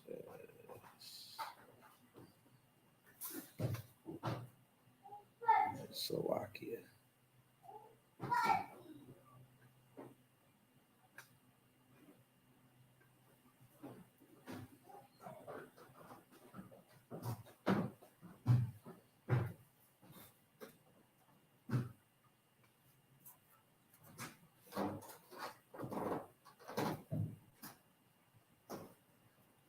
Yeah, just start reading. It says according. Start at according. According to Zakor, some of the Jewish survivors from Tuat, following the routes of caravans, took refuge with other Jews settled along Niger. But their along, nigga. That's really how you say it. Yeah. But their safety was only temporary. Soon afterwards, in 1493. What also happened in 1493 and around that time? The devil sailed the ocean blue. All of this happened around the same time. The Spanish Inquisition, the deportation of the Moors from Europe, the mass conversion of Islam and the mass conversion of Christianity throughout the west coast of Africa and northern in the Saharan, and also the colonization of the Americas. All of this happened around the same time. Yeah? And this was all based on Catholic bulls that were established by the Catholic Church. Absolutely. Go ahead. Under the influence of the same El Mahili, Axia Muhammad the Great, the ruler of this region, introduced an edict for the eviction of the Jews of the Songhai. They apparently found themselves in the position of choosing either to renounce their faith or to die. Hadara, the leader of Zakor, noted that the Jews could not go further in front of the great Nile of the Arabs, that is the river Niger. They stopped facing the Quran and the sword. They converted. This was how he concluded that the black Jews... That the what? The black Jews... That the who? The black Jews... What? Became Muslims. This is how he said that the black Jews became... I didn't write this. You know I always say that. I ain't just make this up. Yawasap ain't spend time typing this up on the internet. This is on the Jewish Virtual Library. The black Jews became Muslims right here. And where? In the west coast of Africa. Come? All right. Now let's go. Let's talk about Christianity a little bit. All right, because we're gonna touch, right, the two major religions. Get Isaiah 29 and 13 in the GNT, in the Good News translation. You said 29:13, right? 29 and 13. This is the book of Isaiah, chapter 29. Because Christianity, being the biggest religion on earth, right, is the most wicked. Why? Because they hold the truth in their hand, but they don't teach nothing that's in this book. The virgin birth is not in this book. The Holy Trinity is not in this book. None of that is in this book. And those are the two major foundations of Christianity. That there's three gods, that 1 + 1 + 1 = 1. I don't know how. The law's done away with is another one. Right? Why? Because they want you to be immoral. That's why, what's that dude's name? That gay dude, man. That he was a rapper, now he's making Christian music. Okay. No. He was a rapper, like a rapper, not a Christian rapper. Oh. Lecrae was always a Christian rapper. That's another gay dude. You don't know who I'm talking about? He had that video where he was like dressed up as a girl. And he was like rubbing all up on the devil. Lil Nas X? That's his name? Yeah, Lil Nas X. That's his name? Yeah, he's making Christian rap. What? And he's making Christian gospel music right now. This is Christianity. Salaki. Bakwash said Lil Satan X. Lil Satan X. Yeah, put that up there. All praises. Yes. Lil Satan X. Absolutely. You should know your brothers. That's your fault. Let's read that. Isaiah 29 and 13, GNT. It's the book of Isaiah, chapter 29 and 13 in the GNT. The Lord said, these people claim to worship me. So Christians claim to worship the Most High. Go ahead. But their words are meaningless. But their words are meaningless because they teach everything that is contrary to the Bible. Read. And their hearts are somewhere else. And their hearts are somewhere else. Come on. Their religion is nothing. Their what? Their religion is nothing. Your religion is nothing, man. Go ahead. Their religion is nothing but human rule. But what? but human rules. Their religion is nothing but human rules. Not thus saith the Lord, thus saith the Holy Bible. Read that again. Their religion is nothing but human rules and traditions, which they have simply memorized. Which they simply memorized. Trinity. Virgin birth. God loves everybody. Everybody can be saved. The laws, what are you talking about? We're covered in the blood of Jesus. But they're not worshiping who Christ is. They don't know who Christ is. They don't understand that Christ is that man that was flipping tables in a synagogue and whipping people. They don't understand that Christ said, oh, you want to enter into life? Keep the commandments. Don't think that I have come to do away with the law or the prophets. He said that. It's in red letter. Right? Christians love to say that. It's in red letter. That means go to, matter of fact, read that verse again all the way through. I love the GNT sometimes say it different. Go ahead.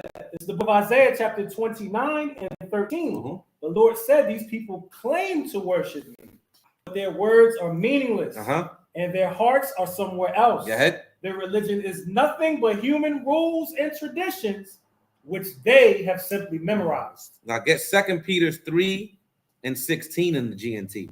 Because what is the favorite place Christians like to go? Who can tell me? John 3:16. No. Paul's epistles. That's a good one. That's a good one. That's definitely there. It's on the list. But it's Paul. They love Paul, right? They love their good old guy Paul. Because Paul was an apostle to the Gentiles. Right? Everybody's heard that. Paul came to teach the rest of the world how to be a good Christian. Right? La. No. Let me say that in Spanish. No. All right? That is not what Paul came to teach. Okay? Read that. You childish.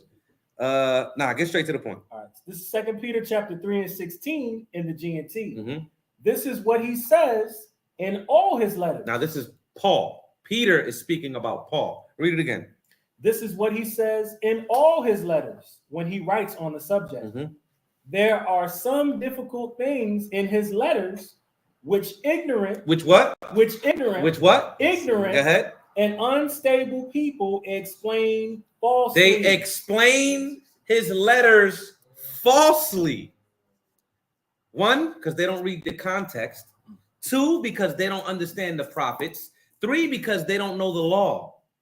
Paul quotes the law so much, but he's breaking down the law correctly to people who were following traditions rather than the law. He was a Pharisee of Pharisees. He said that himself. He said, you a Hebrew? So am I. That was Paul. Go ahead. I got it for the CEV when it's done. The CEV hit different too? No. All right, go ahead. Finish that and we're going to jump to the CEV. Go ahead. There are some difficult things in his letters which ignorant and unstable people explain falsely. Explain falsely. Go ahead. As they do with other passages of the scriptures. As they do with other passages of the scriptures. Because they don't understand the Bible. It's been sealed. Right? Go ahead. So they bring their own destruction. So they bring their own destruction. So you thinking the law's done away with, you're going to bring your own destruction. Get that in the CV. Let me see what that sounds like. Get Job 11 and 4 in the CV. God, it says 2 Peter chapter 3 and verse 16. That sounds like. It says Paul talks about these same things in all his letters, but part of what he says is hard to understand. Some ignorant, unsteady people even destroy themselves by twisting what he said. See, they destroy themselves by twisting what he said. It says they do the same thing with other scriptures too. He said they do the same thing with other scriptures too. Because it's true. You jumping to Paul's letters and you never even read a gospel?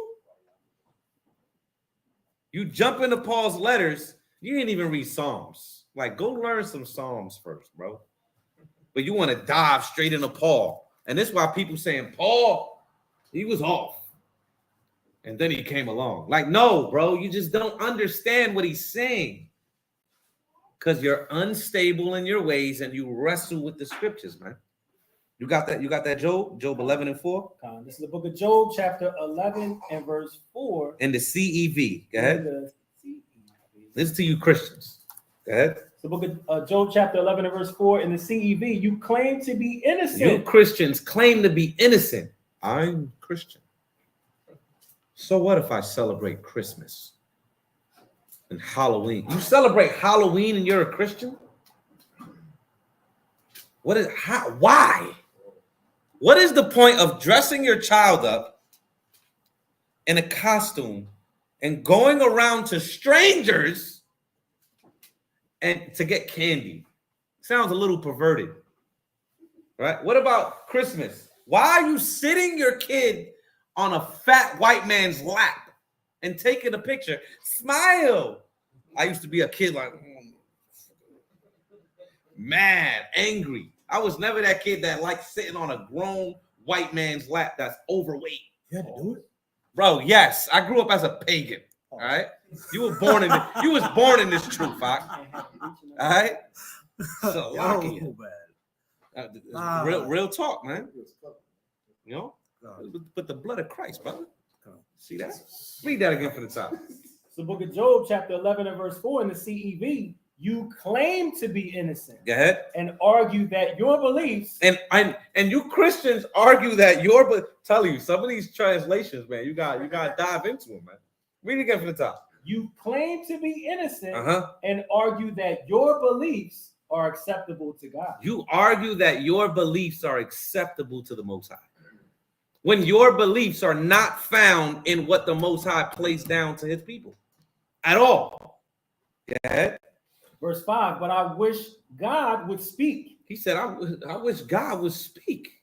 Go ahead. And let you know that wisdom has many different sides. And let you know that wisdom has many different sides. Meaning, I wish that he will teach you the truth, man.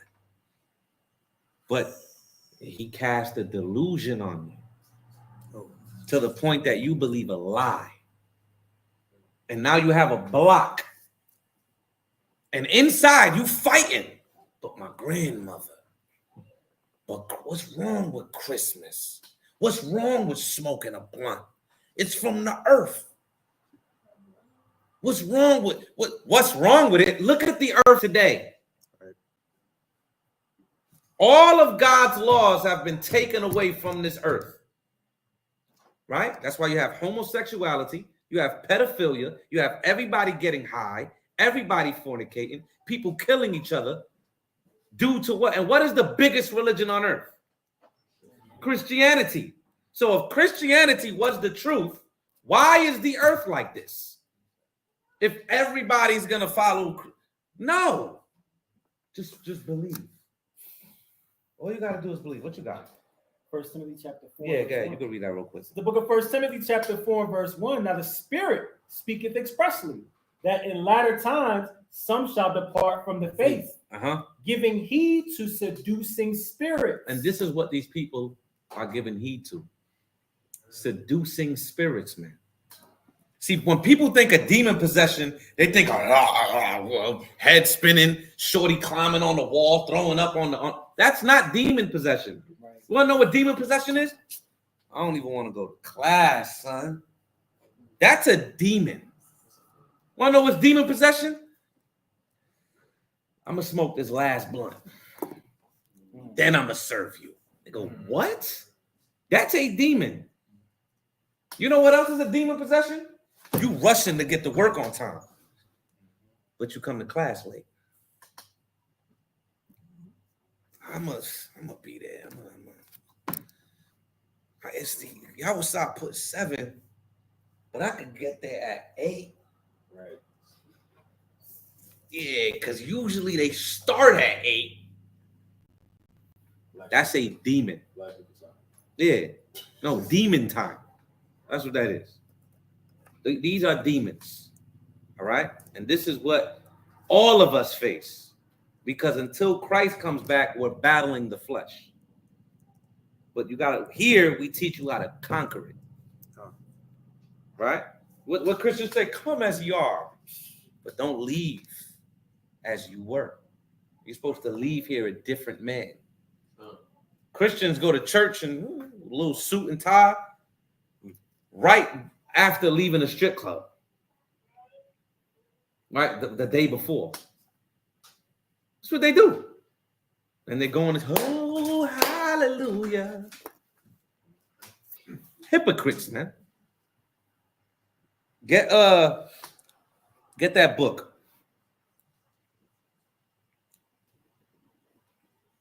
You kidding me? I'm gonna resend it to you. He said so. I didn't know that I include him with them. Who's on him? He's one of the ones responsible for the transatlantic slave trade because he spoke out the evil. Nah, that's not what I want next. Gotta do it in order, my good brother. Against Heresies by Irenaeus. Anybody know who Irenaeus is? Put your hand down, man. Oh. Act like we don't be at the table talking for hours. Who's Irenaeus? You guys got to study, man. Who's John?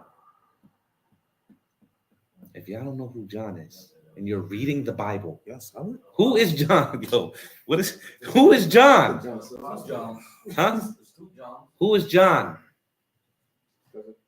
There's the Revelator and there's John. There you go. John the Revelator. Who is John the Revelator? Mm-hmm. Okay. We all know there is a light. John had disciples, right? Oh. Right. John the Revelator. Okay. Right. The disciple. He had disciples, right? Right. Oh. Didn't he write the churches? Oh. Right. You read that where? In the book of Revelation. He was writing to churches. And when he said the angel over this church, he wasn't talking about an angel, a heavenly being. He was talking about a leader of a church. That's what he was talking about. If you understand the book of Revelations, you understand? So there are two main people that you will find their writings in early Christianity. There's a lot, but I'm just talking about these two people now. It's Polycarp and Irenaeus. Polycarp and Irenaeus were disciples of John himself. Right? They are direct descendants from John, not according to blood, but like you guys will be our direct descendants of all the teachers that come up here and teach. You understand? It was the same thing with John. John will sit in these churches, i.e. these congregations or these classrooms, and he would teach. And Irenaeus and Polycarp were in those classrooms, and they became teachers themselves. You understand? So we're going to read something that was happening during that time that Irenaeus wrote down and has been preserved till today. Come? All right, go ahead. We're going to read. You see where it says Marcion? Yep. You're going to start right there. It says Marcion of Pontus. Now, Marcion, let me tell you something about this guy, man. You mentioned him a lot. Oh, that was a camp. Man. Marcion. I brought him out a while back when I was talking about textual criticism and all that. So Marcion, this dude, let me find it real quick. I got it right here. Yeah, a quick Google search on it when we were talking. Oh man, that dude Marcion. Shout out to Marcion, man. I think he was excommunicated. He's the father. He's like the father of Christianity, right? Let me look up.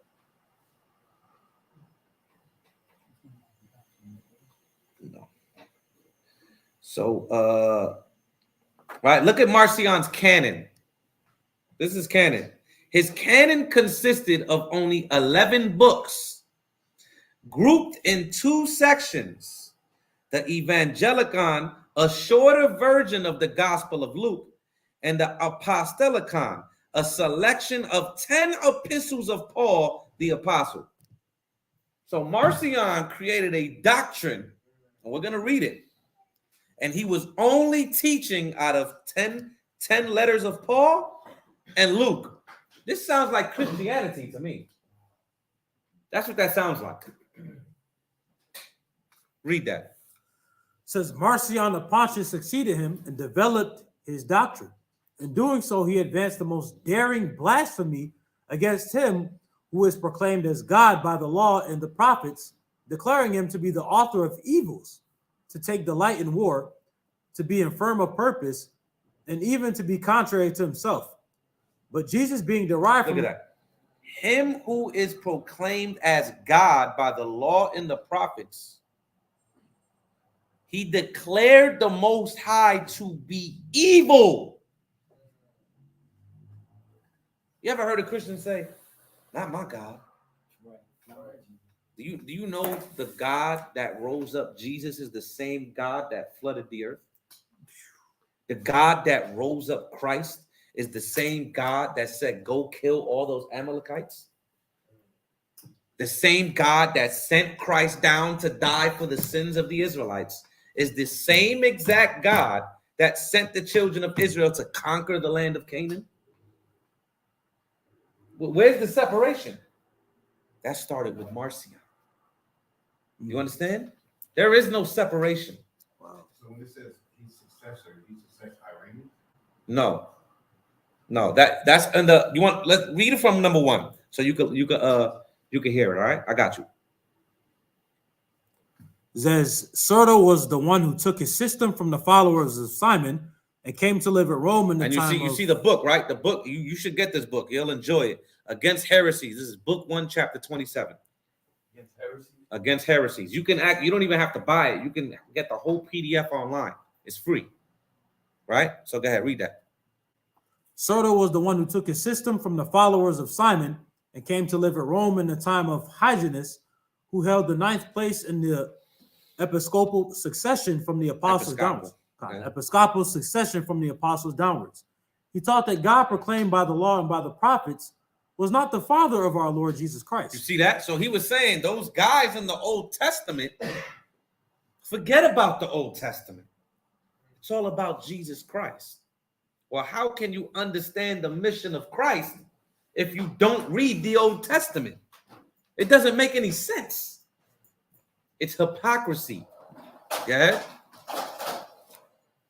He taught that God proclaimed by the law and the prophets was not the father of our Lord Jesus Christ, for the former was known, but the latter unknown, while the one also was righteous, but the other benevolent. Get Exodus 15:3 real quick. This is the book of Exodus, chapter 15 and verse 3. Let me show you who God is. Go ahead. The Lord is a man of war. Say it again. The Lord is a man of war. He is a man of war. Go ahead. The Lord is his name. And the Lord, YHWH, is his name. Get Malachi. You know what I want? 3:16. I changed not. That's 3:16, right? Get that. Because he's saying there's a difference between the old and the new. Let's read what the Lord said. The book of Malachi, chapter 3 and verse 6. 6. Come on. For I am the Lord. For I am the Lord. Go ahead. I change not. I change not. Go ahead. Therefore, ye sons of Jacob are not consumed. So the sons of Jacob, the children of Israel, the so-called blacks, Hispanics, and Native Americans of Negro and Indian descent will not be consumed. That is the God that we serve. You understand? Not some magical white man sitting on a cloud. That's what people think of. As much, listen, even till this day, right? You will have Israelites praying, and out of nowhere, a white image will pop up in the head. What the hell? You know, you laughing because you know this is what happens. Well, that's severe. It's because that's how severe the image of the beast is on the earth, man. You understand? Go ahead, read that. It says Marcion of Pontus succeeded him. So you got it, right? Okay, well, praises. And developed his doctrine. In doing so, he advanced the most daring blasphemy against him who is proclaimed as God by the law and the prophets, declaring him to be the author of evils, to take delight in war, to be infirm of purpose, and even to be contrary to himself. Mm-hmm. But Jesus, Not my God. Go ahead. But Jesus being derived from that Father who was above the God that made the world, and coming into Judea in the times of Pontius Pilate the governor, who was the procurator of Tiberius Caesar, was manifested in the form of a man to those who were in Judea, abolishing the prophets and the law. Who teaches this? This is ancient. This is 100 years after Christ. Marcion is writing this down. Right? Get that when Paul said, after I depart, wolves. That's an Acts. After I depart, wolves. See, even if you read the letters of Paul, if you read, get us 2 Thessalonians 2:2. I'm going to show you something. Right? And even if you read, for instance, John, right? Get that in 3 John. You know the one in 3 John I want? Where he says, this man wants to be lifted up. You know what I'm talking about? Read that first. It's the book of Acts chapter 20 and verse 29. For know this, that after my departing. So after Paul's departing, go ahead. After my departing shall grievous wolves enter in among you. He said grievous wolves are going to enter in among you. So directly after Christ and his apostles, the doctrine began to change. That's why when these people say the early church fathers, which ones? Which ones? Because the doctrines begin to change literally right after Christ. They're setting up churches, then they come back to the church. What did he say when he came back to Galatia? I come back and you're so, who is this Christ you're teaching? I marvel. Didn't Paul say that? Read that in 1 John. You know what I want? Yes. This is 3 John chapter 1 and verse 9. I wrote unto the church, but Diotrephes, who loveth to have the preeminence among them. Diotrephes. This is in 3 John.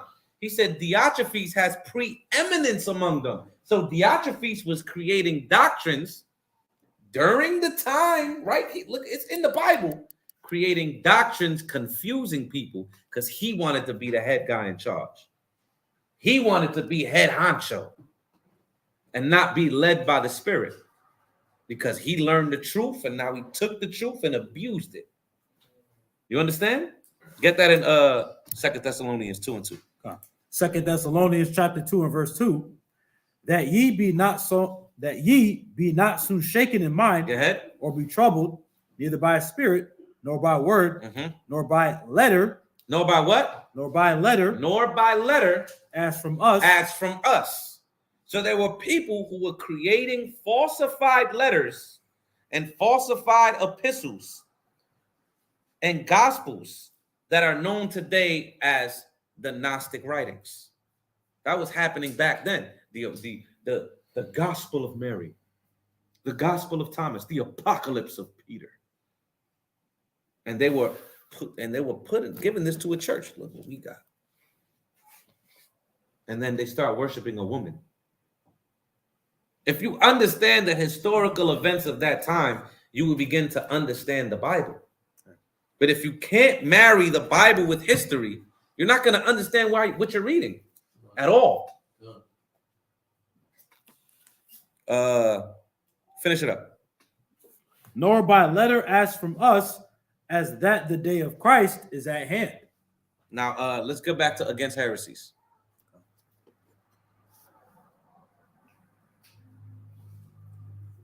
Says, finish where I left off. Was manifested in the form of a man to those who were in Judea, abolishing the prophets and the law. Christ abolished the prophets and the law. Salakia, man, get that, man. Get Matthew 5 and 17, man. We gotta cut Marcion as we going along, man. And you know that's what they were doing, right? But they weren't cutting them with the gospel. They said, you did what? Give me that in Isaiah. Give me that. That's what they were doing, right? You can even see that when you read Paul's epistles. He'll quote Hosea, then he'll quote Isaiah, then he'll quote it. He's all over. But then they say, why are you guys not reading? All right, brother. Lord be with you, brother. Good. It's the book of Matthew, chapter 5 and verse 17. Think not that I am come to destroy the law or the prophets.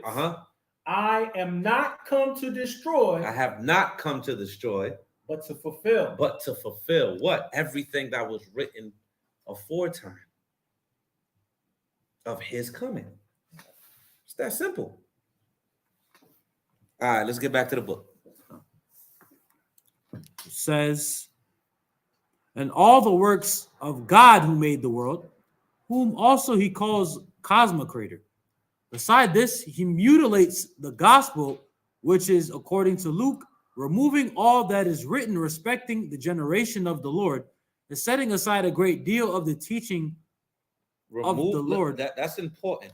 Removing all that is written respecting the generation of the Lord, his lineage. All right. There's going to be another class on the lineage of the Gospel of Luke and the Gospel of Matthew, because there's something that has to be understood there. That is the reason why a lot of people believe in the virgin birth. All right. But that's another class. Go ahead. And setting aside a great deal of the teaching of the Lord, in which the Lord is recorded as most dearly confessing that the maker of this universe is his Father.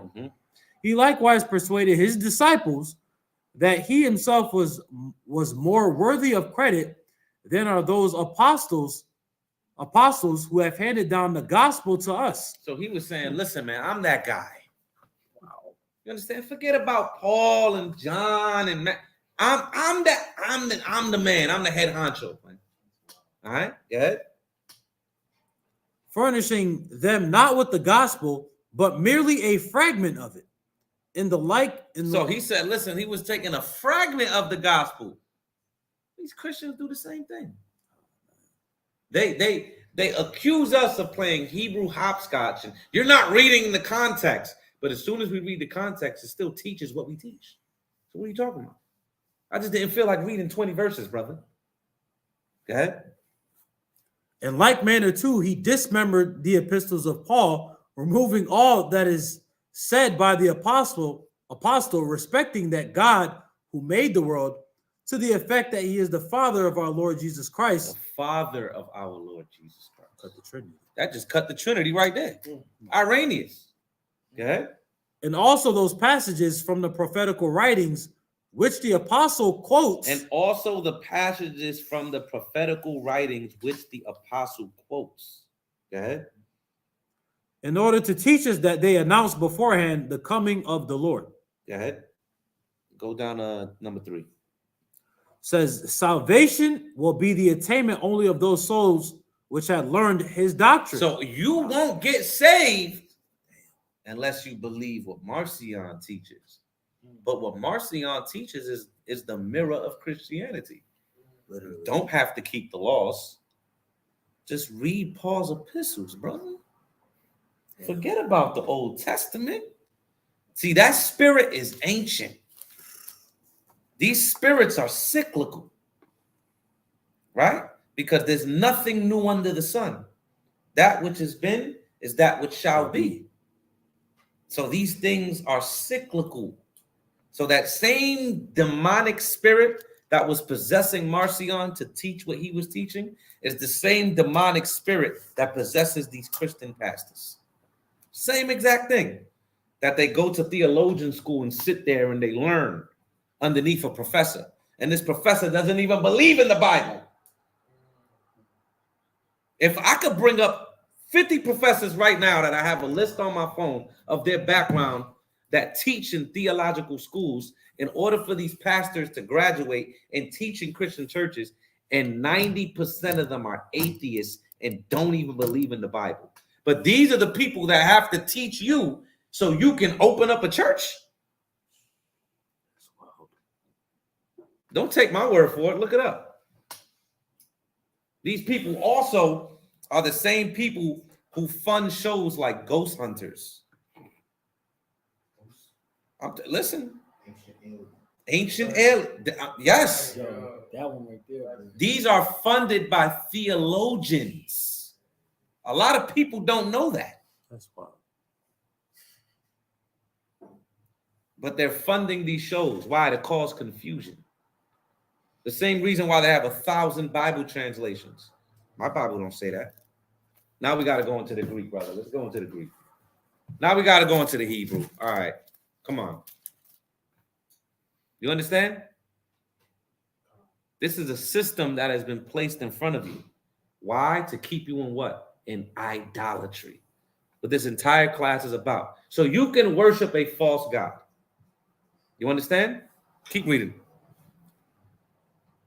While the body as having been taken from the earth is incapable of sharing in salvation. In addition to his blasphemy against God himself, he advanced this also, truly speaking as with the mouth of the devil, and saying all things in direct opposition to the truth, that Cain and those like him, and the Sodomites and the Egyptians, and others like them, and in fine, all the nations who walked in all sorts of abomination were saved by the Lord. Hold on, what? Read that again.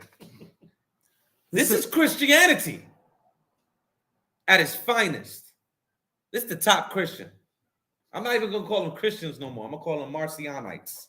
You a Marcionite. Read. And others like them, and in fine, all the nations who walked in all sorts of abomination were saved by the Lord. So, Sodomites, Egyptians, and everybody who walked in sorts of abominations were saved by the blood of Jesus. I don't know why they do that. Does that mean something?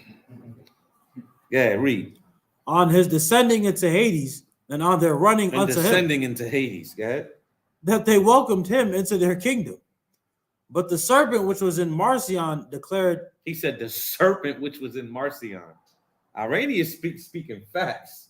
Go ahead. Declared that Abel and Enoch and Noah and those other righteous men who sprang from the patriarch Abraham with all the prophets and those who were pleasing to God did not partake in salvation. He said them dudes ain't saved. Huh? This man twisted the whole book. How we twist the whole book like that and created the biggest religion on earth? Go ahead. For since these men, he says, knew that their God was constantly tempting them, so now they suspected that he was tempting them and did not run to Jesus or believe his announcement. And for this reason, he declared that their souls remained in Hades. So you can read this book, right? Because it's just gonna go on, and it's gonna. Matter of fact, let me see if I have another quote. Let me see if I got one more quote. So, like, what does this book go more into? Like, just The title of the book is called Against Heresies. Yeah, no. So what does it go into? Heresy. There you go. There you go. Nah, we don't gotta do all that. We don't gotta do all that. Yeah. I whispered it, but You had something? wanted to ask you out loud. He asked, and then you can ask. So how does this relate to the doctrine of the Nicolaitans? I know it's not directly tied in, but it sounds like it though. Yeah, the doctrine of the Nicolaitans were also people who wanted to eat unclean foods and foods sacrificed to idols. So the doctrines of the Nicolaitans was another doctrine that began to spring up, where it was, don't keep the law. Right. That was the doctrine of the Nicolaitans. Okay. Don't keep the law. And the Nicolaitans is listed in Revelation. Right. In the churches in Revelation, when he was speaking against them. So it shows you that the apostles were battling with these doctrines back then. And now it's at the magnitude that it is today. Well, on every corner you see a Christian church. Every corner you see idolatry, because that's what it is. You see false, all this nonsense that's going on, man. And the best singer in the church is gay. It's scary, right? Go to the last article on Christianity, and we're gonna go into something else. We still gonna talk about something on topic, but we're gonna dive into something else a little bit after some precepts. All right. Now you can bring up the one with De Las Casas.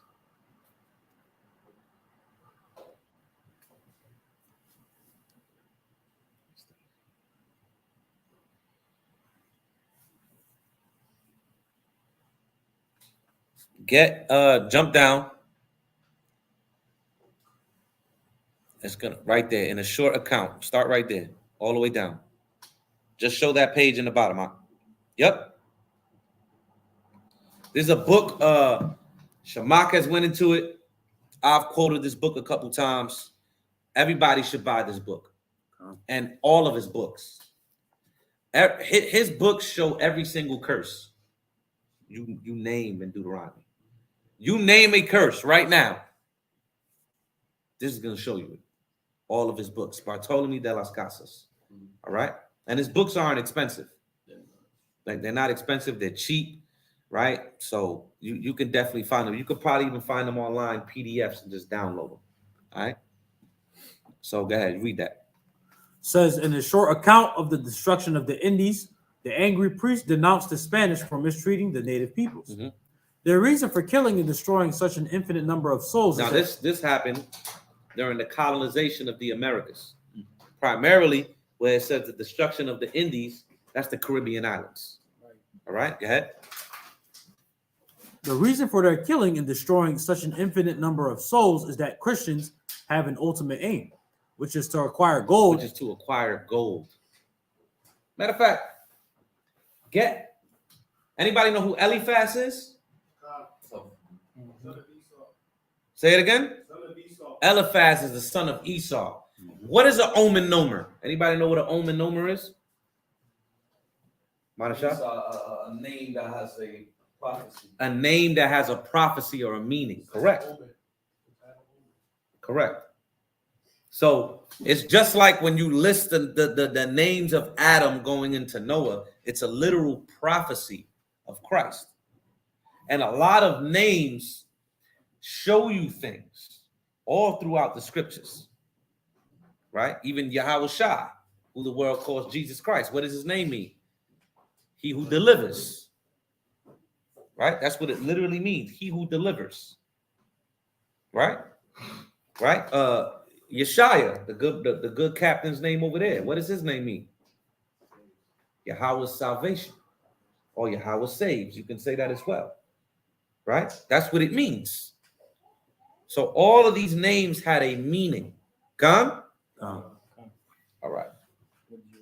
Eliphaz. I'm sitting at 36. I just want the name and So this Eliphaz. I want his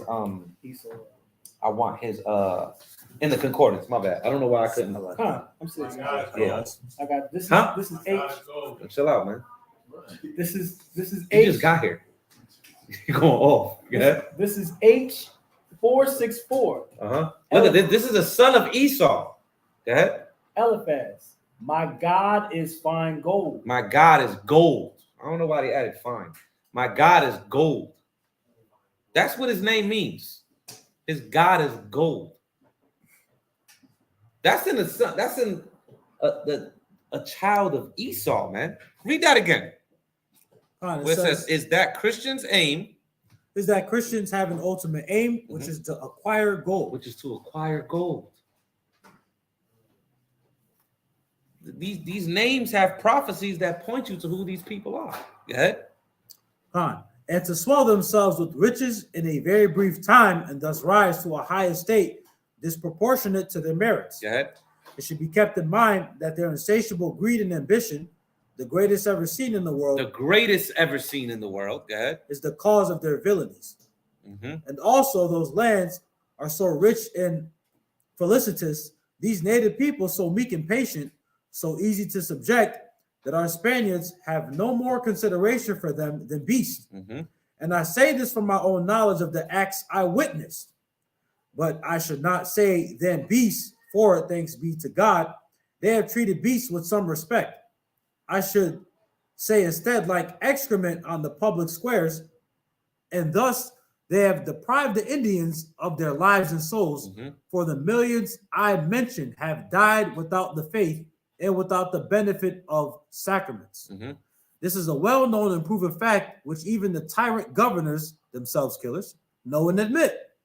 And never have the Indians in all the Indies committed any act against the Spanish Christians, until those Christians have first and many times committed countless cruel aggressions against them or against neighboring nations. Now, this is the spread of Christianity through the Americas. Christianity was spread by bloodshed, by rape, by murder, by enslavement of millions upon millions of people, man. Christianity is a slave religion. That's what it is. And the reason why Christianity is so spread throughout the Black and Hispanic neighborhoods is because they want you to be docile. They want you to love them. Forgive, just forgive.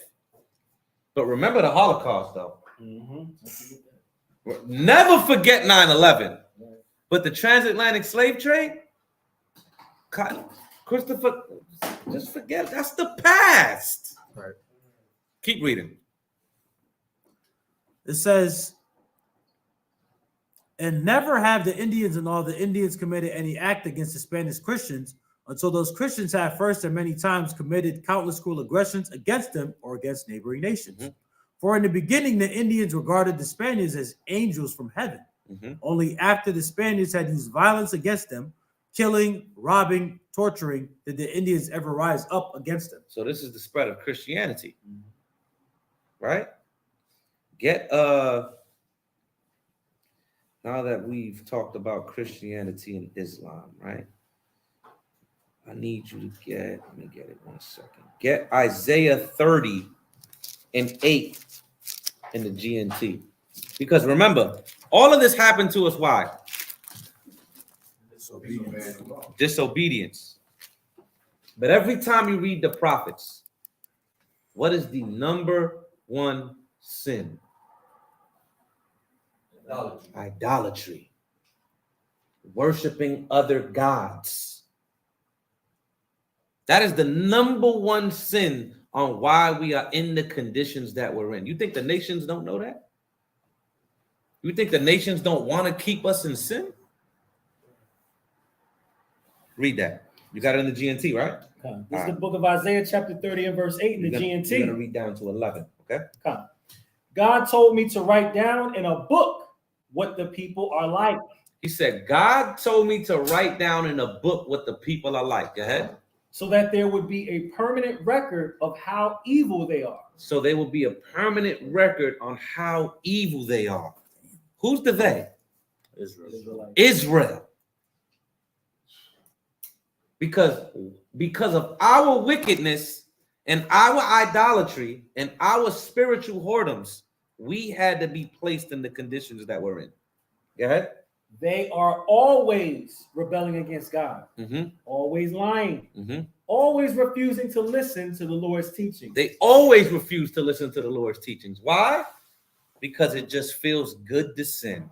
Feels good to be comfortable. Right? It's a good feeling.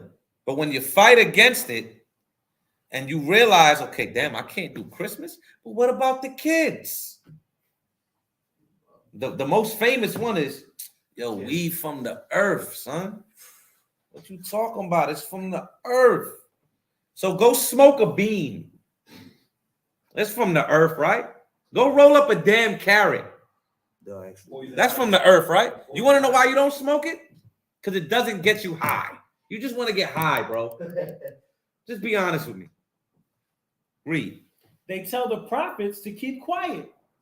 They yo, shut up, man. How many times we hear that at camp? Yo, shut up, man. Nobody listening. Go ahead. They tell the prophets to keep quiet. They say, don't talk to us about what's right. Don't talk to us about what's right. Go ahead. Tell us what we want to hear. Tell me what I want to hear. Because people love smooth words, right? Go ahead. Let us keep our illusion. Let me keep my illusion, bro. Go ahead. Get out of our way and stop blocking our path. We don't want to hear about your holy God of Israel. You see that? Get Job 5 and 6 in the GNT. Job 5 and 6 in the GNT. We're going to read the verse 7. This is the book of Job, chapter 5 and verse 6 in the GNT. Evil does not grow in the soil, nor does trouble grow out of the ground. No, indeed. We bring trouble on ourselves. Say it again. We bring trouble on ourselves. We bring trouble on ourselves because of the evils we have committed and because of the evils our forefathers have committed. Finish it up. As surely as sparks fly up from a fire. Just as sparks fly up from the fire is the same way that evil will come upon us because of the acts that we commit. You understand? Let's get Jeremiah 8:7 in the NLT. Jeremiah 8:7 in the NLT. And because we want to be Muslims, and because we want to smoke weed, I'm always say that, and because we want to be Christians and Buddhists and spiritual. What's that? I'm spiritual. What are you talking about?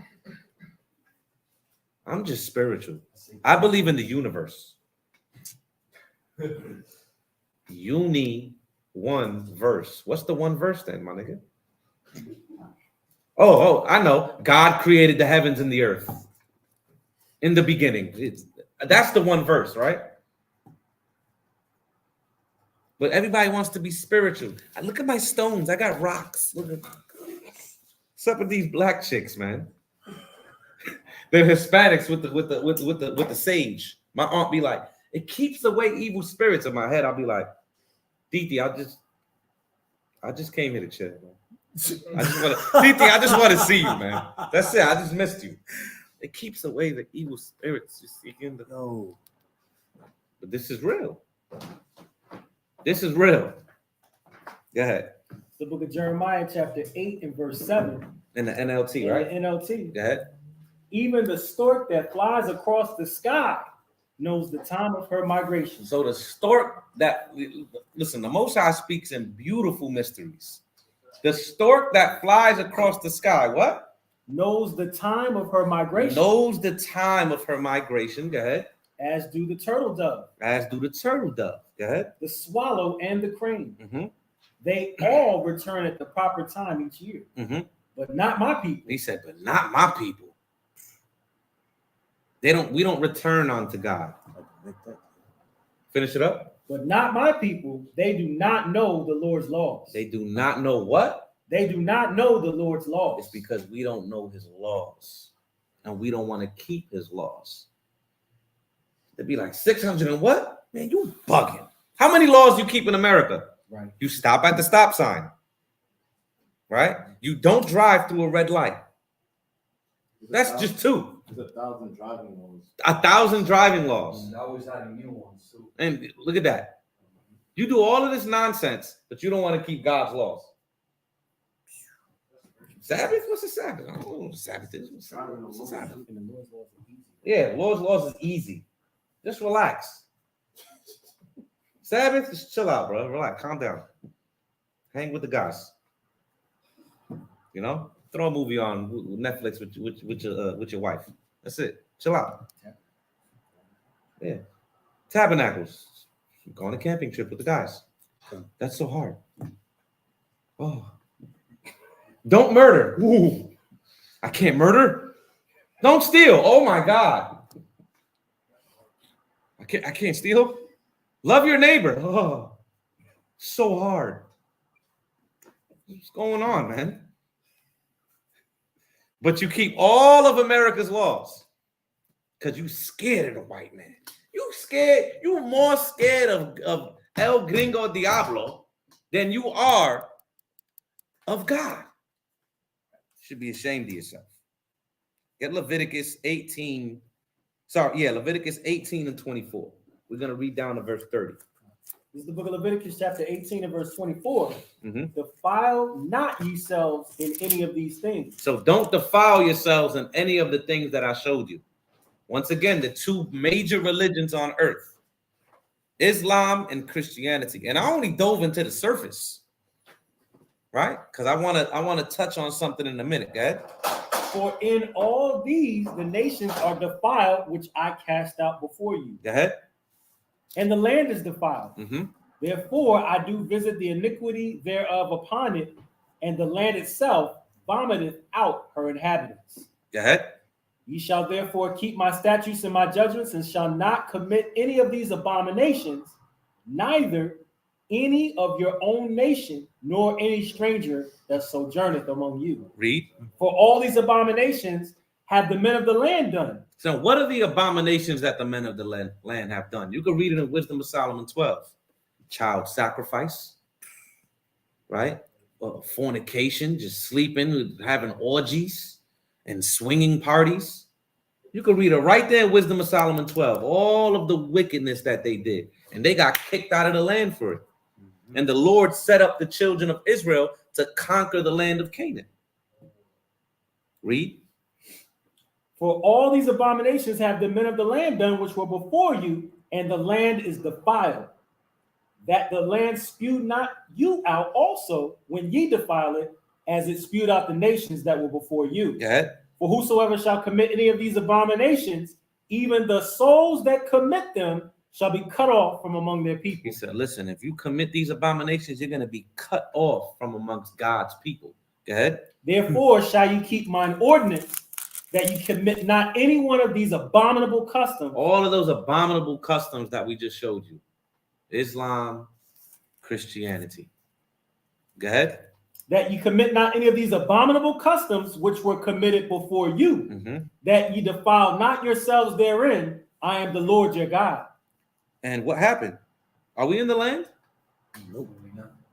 We're in the land of our enemies now. Why? Because we committed those abominations. We still do till this day. Let's get Ezekiel 4 and 5 in the GNT. We're going to read the verse 8. Ezekiel 4 and 5 in the GNT. This is the book Ezekiel chapter 4 and verse 5 in the GNT. It says, the good news. I'm going to start at 4 because it's combined. It says, then lie down on your left side. I will just jump down to 5. I'm trying to find 5. Damn, my good brother, you just got to struggle with it. The GNT. The GNT. Ezekiel 4 and 4 says, then lie down on your left side, and I will place on you the guilt of the nation of Israel. For 390 days will stay there. You will stay there and suffer because of their guilt. I have sentenced you to 1 day for each year their punishment will last. When you finish that, turn over on your right side and suffer for the guilt of Judah for 40 days, 1 day for each year of their punishment. Fix your eyes on the siege of Jerusalem. Shake your fist at the city and prophesy against it. Go ahead. I will tie you up so that you cannot turn from one side to the other until the siege is over. So this is prophecy of the abominations of Israel. When he's lying on one side for Israel, the other side for Judah. And then he begins to prophesy against the land. You understand? And how the land is going to be destroyed. And I'm going to show you why the land was destroyed very soon. Right? But first we're going to go to 2 Kings 17 and 10 real quick. Yeah. KJV. 17 and 10. Yes, sir. This is the book of 2 Kings, chapter 17 and verse 10. They set them up images in groves in every... This is in Israel. Okay? They set them up images in groves in every high hill and under every green tree. And there they burnt incense in all the high places, as did the heathen whom the Lord carried away before them, and wrought wicked things to provoke the Lord to anger. Now let's jump back to Ezekiel, and we're going to go to chapter 8. And I'm going to show you why the land was destroyed. You ever heard of what a lot of these Illuminati freaks on YouTube say, the mystery system? You ever heard of that? The mystery teachings. Right? You know how just like now, in order to get to a certain level, you got to be like a Freemason, right? Or you got to go into the Rosicrucians or the Jesuits, or you got to go into some secret society. The same thing happened in Greece, right? Just like what these college kids do when they get spanked. Then they do something crazy. This is what happens. So they can get some type of recognition. This is what happens in the colleges. right? A pledge. This initiation, a better word. Why? Because they want to get a certain status in their community. This is ancient. And Israelites did it as well. You understand? We're going to read it. Get Ezekiel 8. Start from 1. It's the book of Ezekiel, chapter 8, and verse 1. And it came to pass in the 6th year, in the 6th month, in the 5th day of the month, as I sat in my house, and the elders of Judah sat before me, that the hand of the Lord God fell there upon me, that I beheld, and lo, a likeness as the appearance of fire, from the appearance of his loins even downward, fire, and from his loins even upward, as the appearance of brightness, as the color of amber. He put forth the form of Slakia, and he put forth the form of an hand, and took me by a lock of mine head. And the Spirit lifted me up between the earth and the heaven, and brought me in the visions of God to Jerusalem. So he's having visions of the past, because Ezekiel was in where? In Babylonian captivity. Y'all should know this, because he taught, Cap Yeshaya taught beautiful classes on Ezekiel that showed you things historically, things allegorically, and things prophetically, all in the book of Ezekiel. All right? So y'all should know this. If you haven't seen it, rewatch it and take notes. Don't just sit here nodding your head.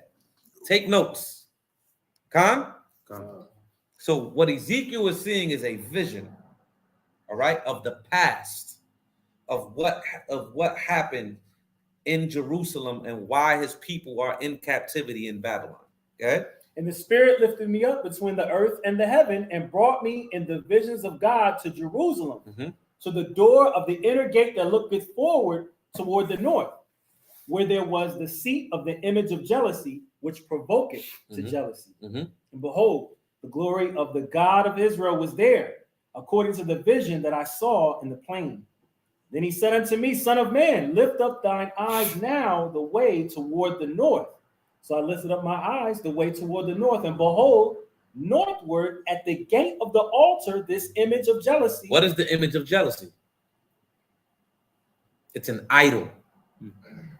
Because God is what? A jealous God. And he doesn't want you to serve things that are not him.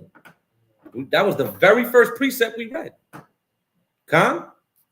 Yeah, read. At the gate of the altar, this image of jealousy in the entry. He said furthermore unto me, Son of man, seest thou what they do?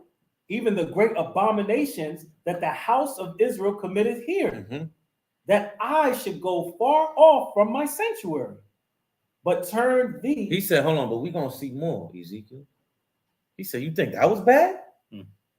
Let's keep watching. Go ahead. But turn thee yet again, and thou shalt see greater abominations. And he brought me to the door of the court, and when I looked, behold, a hole in the wall. A what? A hole in the wall. There was a hole in the wall.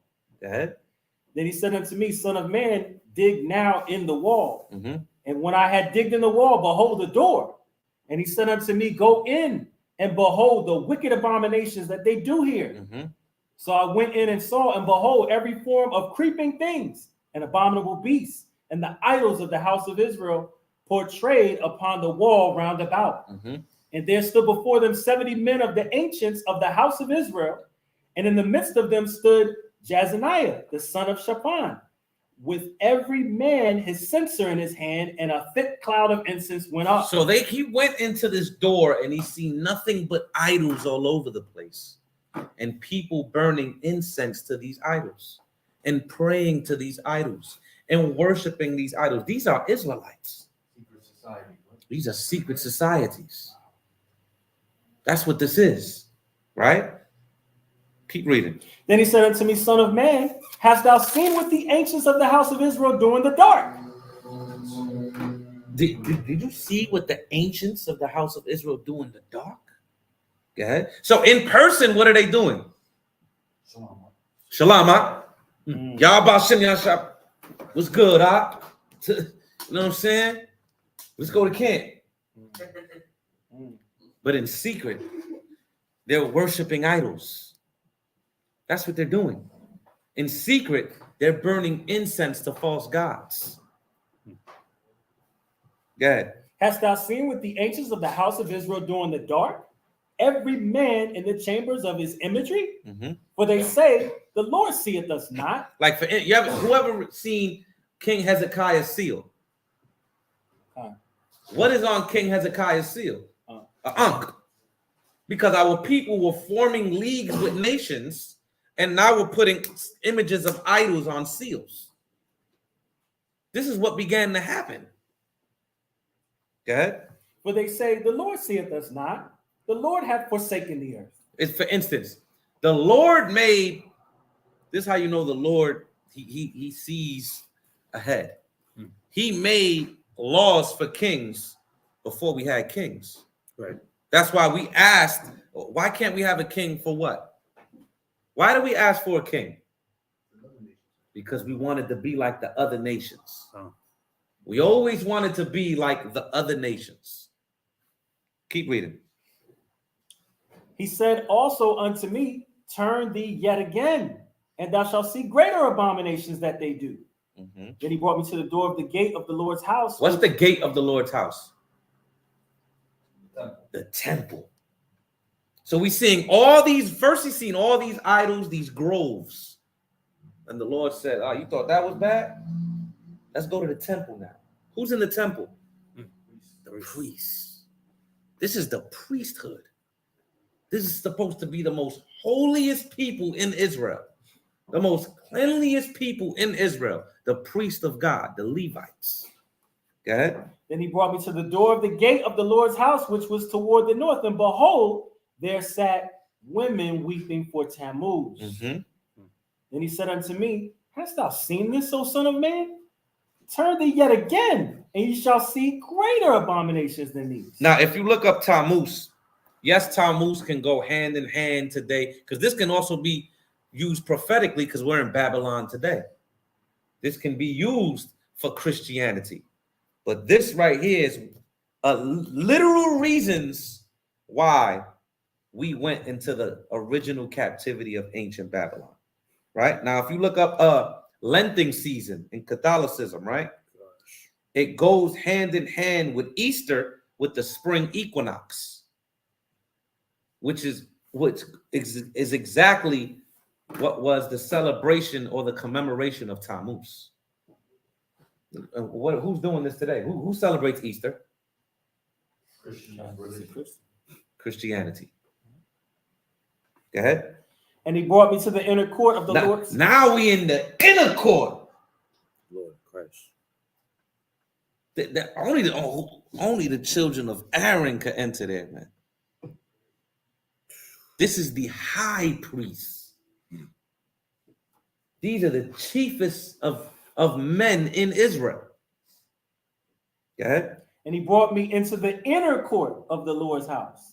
And behold, at the door of the temple of the Lord, between the porch and the altar, were about 25 men with their backs toward the temple of the Lord and their faces toward the east.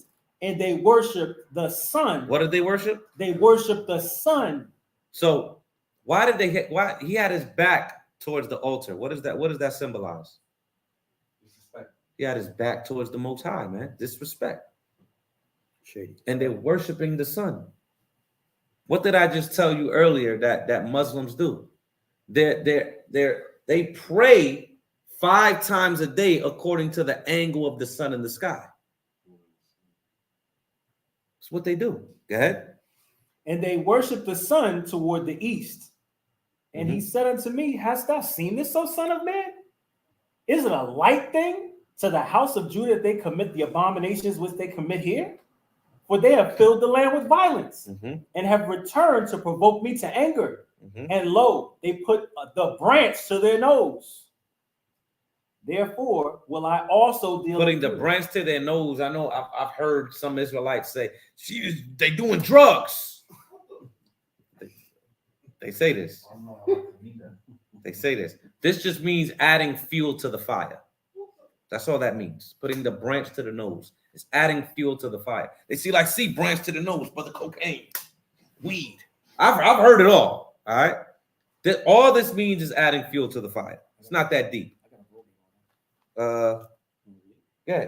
So the What you Vulgate. know about that? Salaki. I got you. What you know about that, man? Go ahead, I'll read it, man. The Vulgate has applicant Ramam AD. Nara says that apply the branch to their nose, which Jerome explains, a branch of the palm tree with which they adored the idols. And it seems to plainly to allude to the Magian fire worshippers who Strabo tells us held a little bunch of twigs in their hand when praying before the fire. Beautiful. Beautiful. Let's go. We're gonna go to Acts. I'm gonna show y'all something.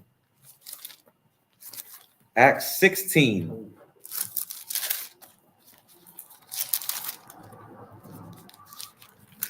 And I went here, right? And this, I read this, and this is how this whole lesson came about.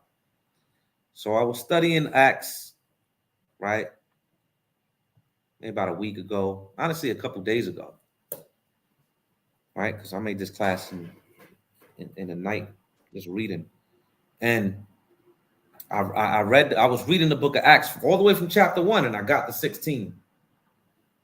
And I remember a battle we was having with some Christians a while back on a Clubhouse.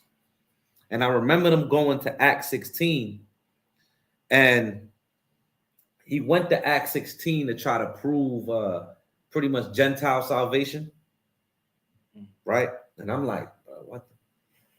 I was confounded. I'm like, why are you going here? Like, I don't see this anywhere. You know what I'm saying? But I'm going to show you what they did, right? Nah, go to 19. This is the book of Acts, chapter 16 and verse 19. It says, and when her masters saw that the hope... Matter of fact, start at...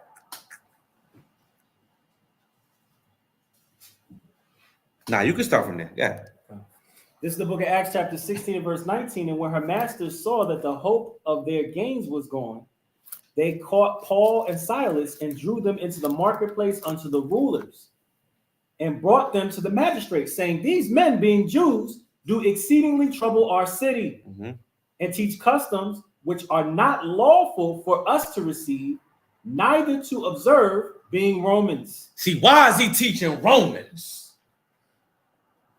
That's not what this chapter is speaking about.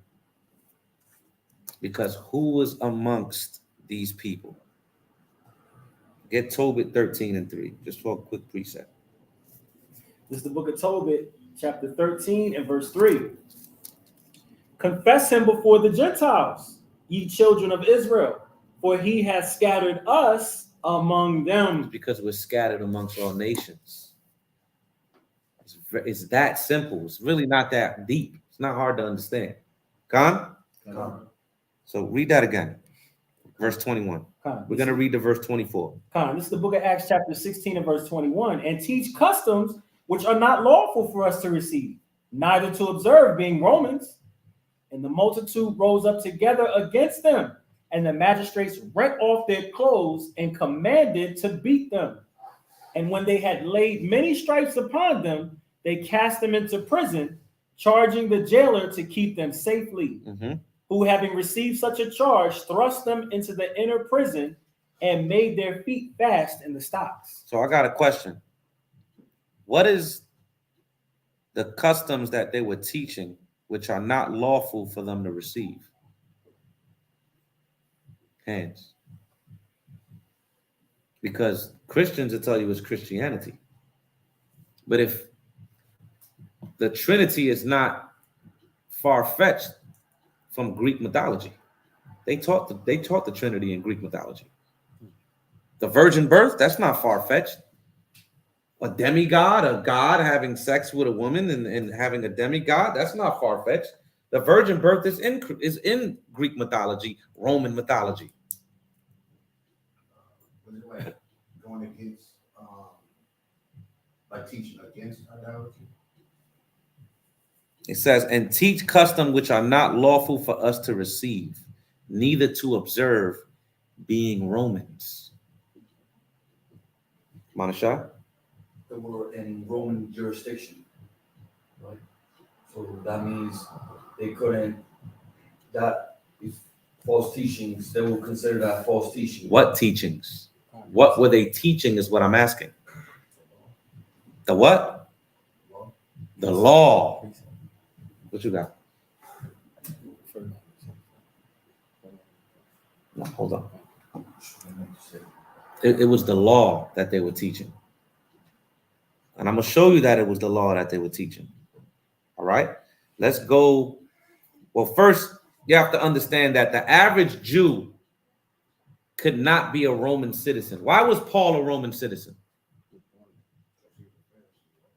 No, it's not because he was a Pharisee. Where was Paul from? No, Paul was not from Jerusalem, and he was not from Rome. Say it again. There you go. And if you were born in certain places, you got citizenship. Paul had to search for his fathers. That's why Paul was a man of many languages. Paul knew Greek, Paul knew Latin, Paul knew Hebrew, Paul knew Aramaic, and probably knew other languages. Right? But through the history, we know for a fact he knew those 4 languages. And that's why he was a Roman citizen. That's why he was persecuting people who were following Christ. Though he studied under a Pharisee, though he was a Pharisee himself, he still was in subjection under Roman rule. He was a modern day cop that believed in the Bible and was Jewish. That's what he was. And then through having a vision, he began to understand what the truth was of this book. Khan? So get Acts 18 and 18. 2 chapters later. This is the book of Acts, chapter 18 and verse 18. And Paul, after this, tarried there yet a good while, and then took his leave of the brethren and sailed thence into Syria. And with him Priscilla and Aquila, having shorn his head in having what? Having shorn his head in Cenchrea, for he had a vow. What does this mean? What's the vow? Say it. Yeah. A Nazarite vow. So if Paul wasn't teaching the laws, why is he keeping a Nazarite vow? Number 6. So what was he teaching? The laws. Because our laws was always a strange thing. Our laws is what they understood and they knew we got to keep these people away from it. You understand? Go ahead. You got a Yeah, jump down to 21. It says, but he bade them farewell. This is Acts chapter 18 and 21. But he bade them farewell, saying, I must by all means keep this feast that cometh in Jerusalem, but will return again unto you if God will. And he sailed from Ephesus. So he was what? He was keeping the laws. Right? Let's go to Acts 17 and 1. My bad. It's the book of Acts chapter 17 and verse 1. Now when they had passed through Amphipolis and Apollonia, they came to Thessalonica. There was a synagogue of the Jews. And Paul, as his manner was, went in unto them, and 3 Sabbath days reasoned with them out of the scriptures, opening and alleging that Christ must needs have suffered and risen again from the dead, that this Jesus, whom I preach unto you, is Christ. So what is he doing? He's going through the prophets, and he's teaching the mysteries and the doctrine of Christ. He's teaching, look, he's prophesied right here, bro. What are you talking about? Go ahead. And some believed. And some of them believed and consorted with Paul and Silas, and of the devout Greeks a great multitude, and of the chief women not a few. But the Jews which believed not, moved with envy, took unto them certain lewd fellows of the baser sort, and gathered a company, and set all the city on an uproar, and assaulted the house of Jason, and sought to bring them out to the people. So when the apostles went into cities, whether it was Philippi, whether it was Thessalonica, so on and so forth, they created uproars. Because what are they doing? They're teaching the truth of the Bible. They're teaching Christ is prophesied, and they're teaching them the laws. Because what are these people? They're lost. That's what they are. They're lost. All right.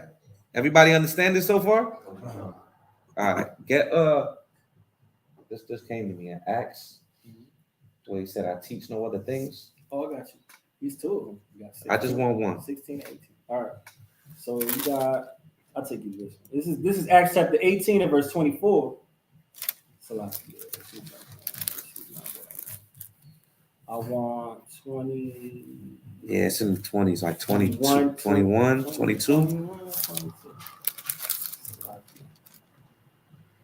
28. I'll do 20 and 23. This is the book of this is 26 and 22 and 28 and 23. Let me see which one I want. Hold on. Yeah, 28 and 23 is my favorite.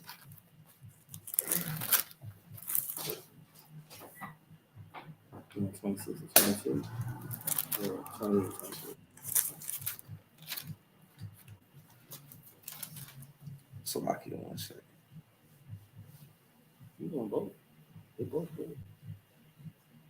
Nah, I want 26 and 22. That's exactly 22. what I want. This is the book of Acts chapter 26 and verse 22.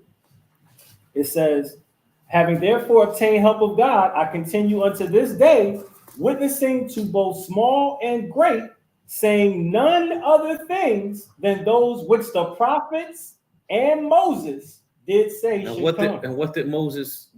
Moses gave the law. In the law is prophecy of Christ. So wouldn't he be teaching them the laws? Let me show you some examples of Paul doing the same exact thing we did. Because we were lost, we didn't know who we were. We were following pagan customs. Get 1 Corinthians chapter 10, the classic. First get 12 and 2. This is the book of 1 Corinthians chapter 12 and verse 2.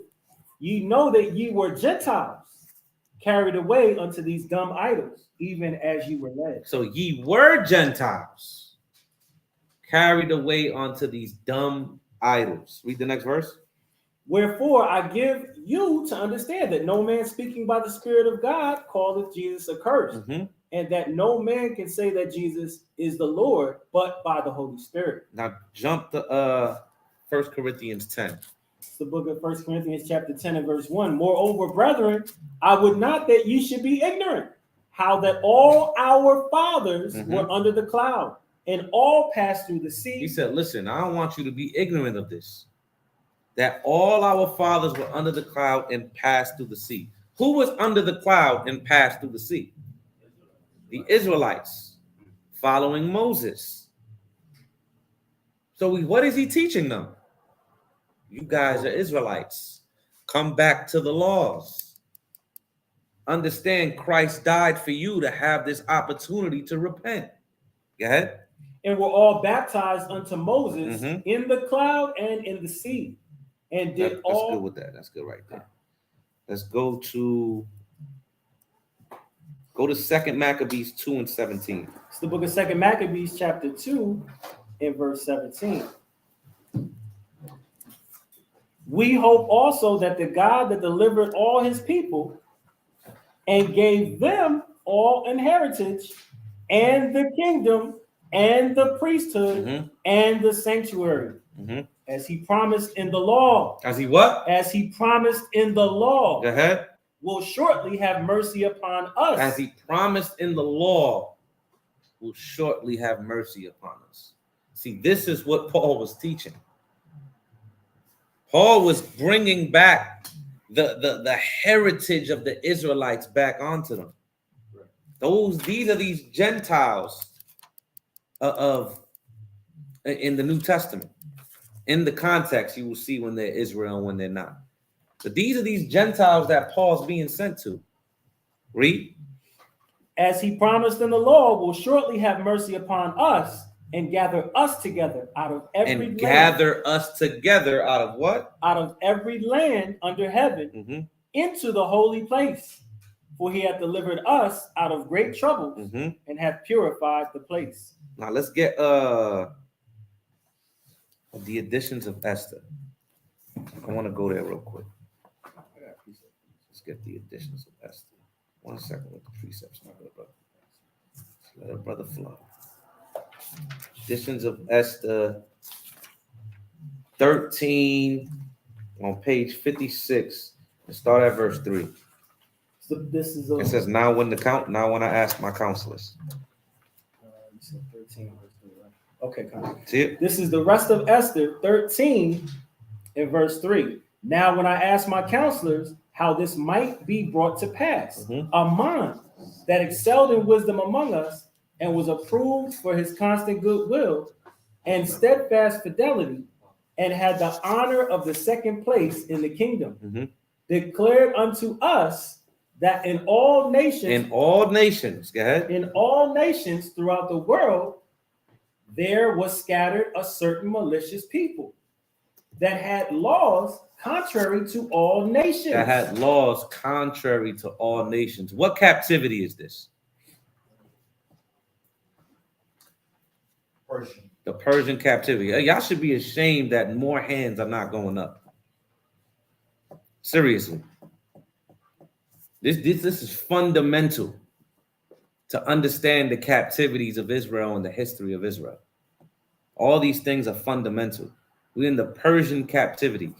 That was after what captivity? Gotta raise your hand, brother. Good job, though. Babylonian. And what captivity was before that? Egyptian. No. Assyrian. So Assyrian, Babylon, Persia. What's after Persia? Greece. What's after Greece? Rome. There you go. Khan? We still in Rome. That's a fact. Go ahead. This is the rest of Esther 13 and 4. Declared unto us that in all nations throughout the world there was scattered a certain malicious people that had laws contrary to all nations. There it goes. This malicious people had laws contrary to all nations. See, whenever the laws get taught to the children of Israel, uproar begins to happen. People begin to get scared. Because, hold on, you worshiping what? Sabbath. Hold on. You got to come shopping in our markets. This is what they want. Keep reading. And continually despise the commandments of kings. Why? Because when we keep the laws of God, we despise the commandments of the nations. Go ahead. So as the uniting of our kingdoms, honorably intended by us, cannot go forward. Go ahead. Seeing then, we understand that this people alone is continually in opposition to all men, differing in the strange manner of their laws, and evil affected to our state, working all mischief, working all the mischief they can, that our kingdom may not be firmly established. You see that? So what they're literally saying is, and this is what the nations say now, that if they keep their laws, we cannot establish the vision for our kingdom. Because when they keep their laws, what happens? We rise. Get First Ezra 5 and start at 71.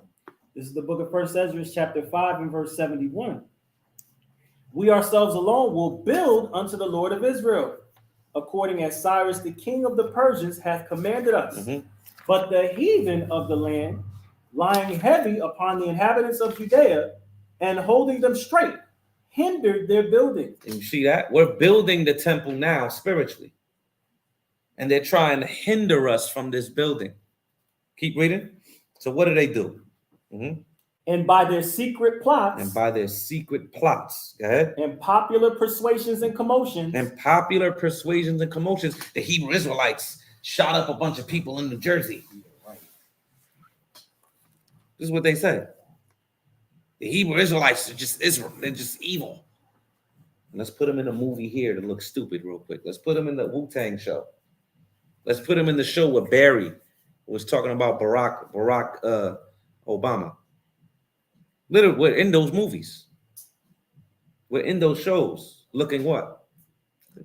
They always have us looking like these dudes is crazy. Because these are the persuasions and plots that the nations are doing against us to keep us away from our God. Go ahead. And by their secret plots and popular persuasions and commotions, they hindered the finishing of the building. They hindered the finishing of the building. And that's what they're doing right now. They're trying to hinder the finishing of the building. Get Psalms 110 and 3. Then we're going to go into some sources real quick. This is the book of Psalms, chapter 110 and verse 3. The people shall be willing. The people shall be what? The people shall be willing. That is the problem with our people. Because right now we're supposed to be willing, but you're going to see when we shall be willing. Go ahead. The people shall be willing in the day of thy power. In the day of God's power. That's when everybody's going to want to keep the laws. When they see the power of the Most High. When they see a bunch of chariots that we call UFOs in the sky, man. That's when people are going to be willing. The authority. Yeah, exactly. When they see the authority and glory of God. Right now, you see the glory of Satan. You go on your phone, you see a booty shaking. You walk outside, you smell some weed. This is what people see. You go off. This is what people see, man. It's the glory of Satan, man. This is Satan's world. He's running to and fro, seeing who he can devour, seeing who he can persuade. All right, let's put this agent in this camp real quick. We got to watch these guys. The agents get bored. They're like, bro, all they do is read the Bible. That's all they do. Everything they do is legal. They don't do nothing bad. Damn. I'm telling you, these agents in these guys, there's probably some in here, some watching. Hey, with the cameras right here. Hey, y'all watching. I know you bored. You're going back to the FBI and CIA like these guys don't do nothing. I heard 10 precepts. Can I leave? I was in 5 councils. I don't know what's happening. I'm about to quit. I'm telling you. Yeah. You know we probably had a couple agents in council. He's sitting there like this, whole AK on his right here on his lap. He's like, yeah, man. But the thing is, we cutting them up. Brother, you gotta do better, brother. All right? For real. Shamak like, hold on, Salaki, I got something to say real quick. Khan, huh? Gave an agent a whole council. Right? But this is real. I'm jesting and I'm joking, but this is real. You don't think there's agents among us? I know there is. I just watch you from a distance. And I pray you quit your job and you actually really put boots on the ground. Whoever you are. What else said I wanted? I want Psalms, right? You just read Psalms? 173. All right, go to Apayak. Go to the first book where it's page 371. It's called the Bible Background Commentary. Yep, Bible Background Commentary, New Testament, page 371. Stop writing down my sources, man.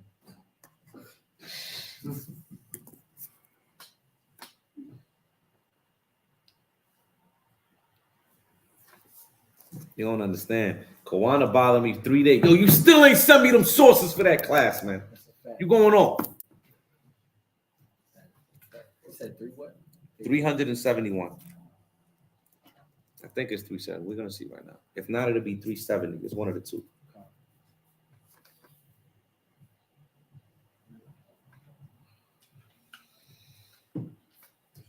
Everybody understand so far though? Anybody got any questions while he's looking for that? I got one precept I was going to say earlier. No, just questions, my good brother. We all know you got precepts. Backing you up. What you have? No, it was just simple, like the law. 2 Maccabees chapter 6 and verse 6. That Okay, you can read it. That was what they were talking about. It says, neither was it lawful for a man to keep Sabbath days or ancient feasts, or to profess himself at all to be a Jew. There you go. Romans 16. That was the Hellenization of the Jews. Jump down. Go down. Go down.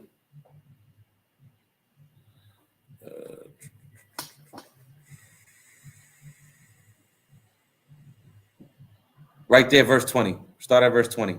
Now, this is commentary, right? Because nobody likes to listen to just Yawasap. Y'all love the white man, right?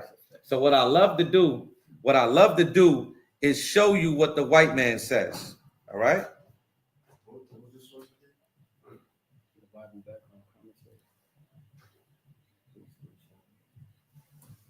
Yeah. Says people could be jailed for disturbing the peace. Normally, the plaintiffs could be assured the court's favor if their social status was higher than that of the defendants. The accusers are property-owning Philippian citizens, hence Roman citizens, hence fancy themselves of higher status than the foreign preachers. The charge of property damage would be difficult to prove, so they charged them with disturbing the peace, a prisonable offense. Accused were stripped fast. Public beatings served not only to secure. You got to jump up. Oh. And that they preach non-Roman customs. See, they preach non-Roman customs. Go ahead. These charges were particularly sensitive in the Roman colonies since the Emperor Claudius's recent expulsion of Jews from Rome. The Jewish-Roman contrast is a taste of common ancient anti-Judaism. Anti-Judaism. What is anti-Judaism? It's anti-laws. That's what this white guy's saying all nice. Anti-Judaism. Go ahead. Although the assumption that one could not be both Jewish and Roman will not hold up in this case. Proponents of traditional ways always demanded avoidance of new or alien gods. Mm-hmm. And one of the main complaints Romans brought against Jews was that they were always converting people to their religion. That they were trying to bring people back to the laws. That was a complaint. Go ahead. Especially when the converts were Roman women. Mm-hmm. Although the Jewish population of Philippi was very small, there was a large native non-Roman population, and other immigrants from the east had settled there. So get the next source, right? Page 430. A popular commentary on the New Testament.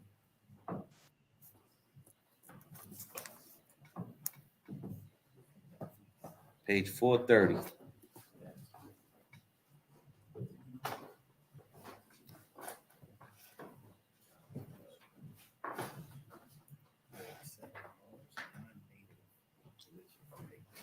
Mm-hmm.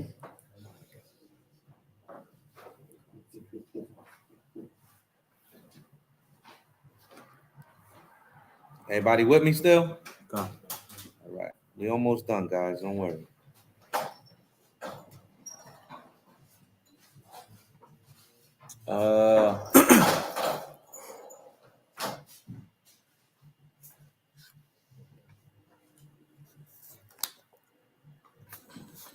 Go up to zoom out a little bit, just a tiny bit, and go up to the page above it.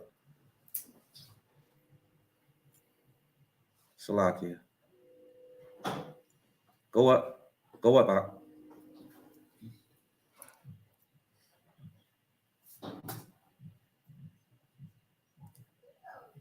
Now go back down. Salakia. Because on my phone it's highlighted, but obviously, you know, when I send it to you, you can't see that. Okay, go down. Salakia. Bear with me.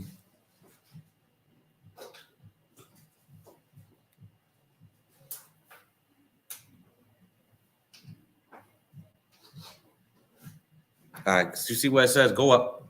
You see where it says, these men being Jews teach customs? Read that.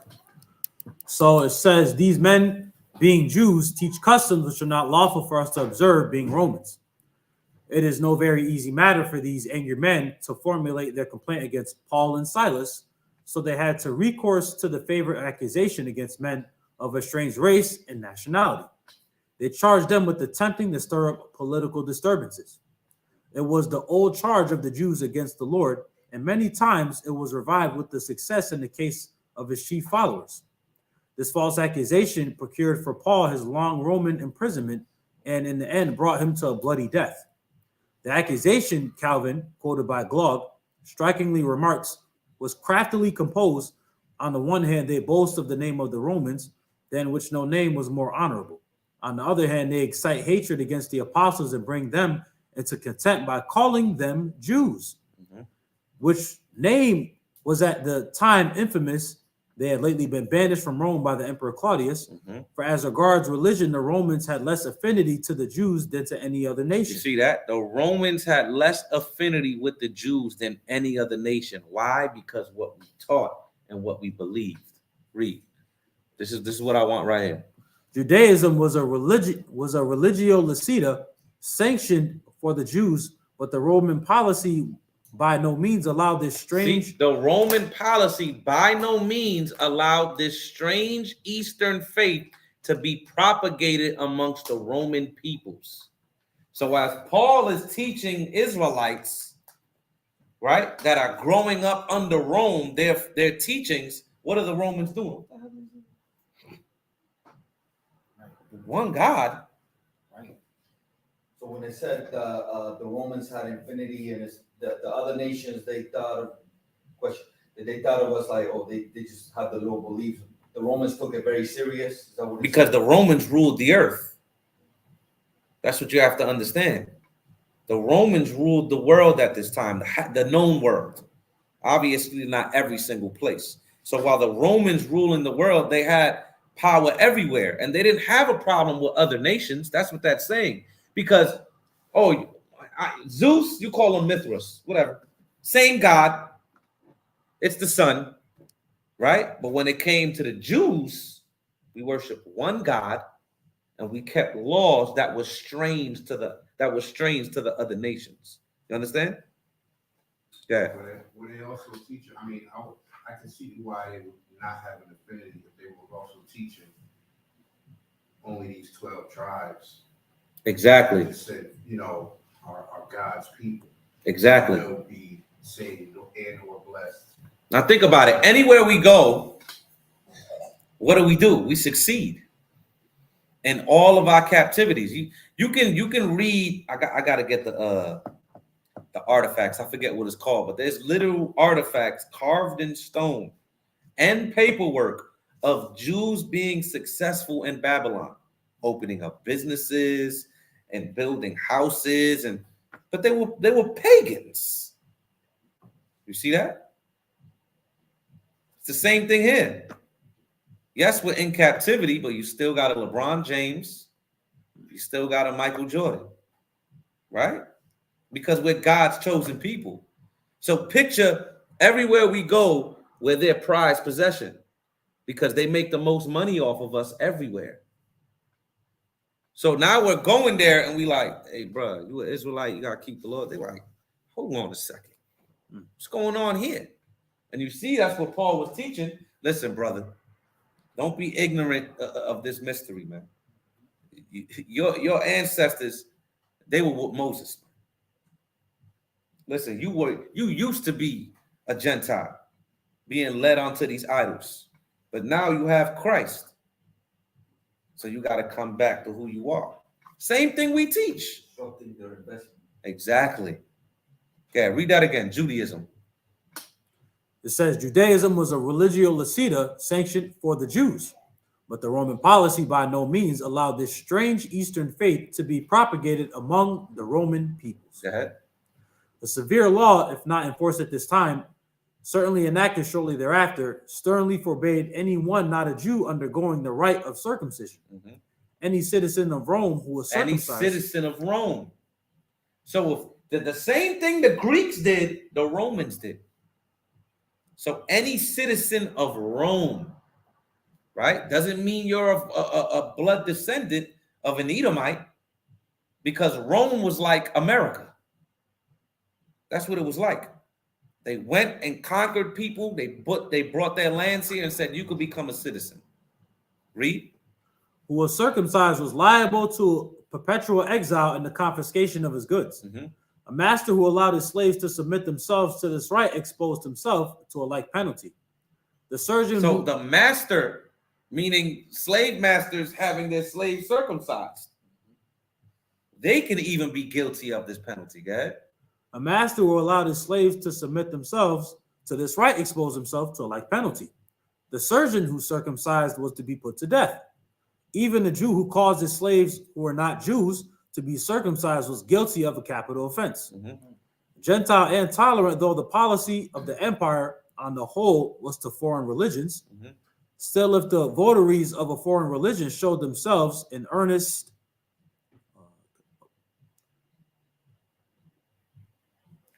right there. Earnest and wishful to convert others to their faith, at once the state regarded such men as public enemies. So you see that? This is why they had an issue with Paul teaching. It's because Paul was teaching the Israelites to keep the law. It's that simple. It's really not that deep. But these Christians will go here not understanding the history that the white man you love so much even wrote down. I don't even got to go to precepts. Like, I got you. You want a scholar? I'll take you to a scholar. Khan, you understand that? All right, let's go to Romans chapter 2 and verse 4 in the CEV. In the CEV.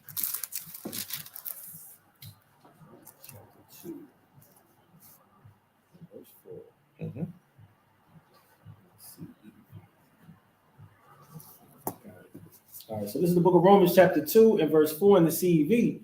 You surely don't think much of God's wonderful goodness or of his patience and willingness to put up with you.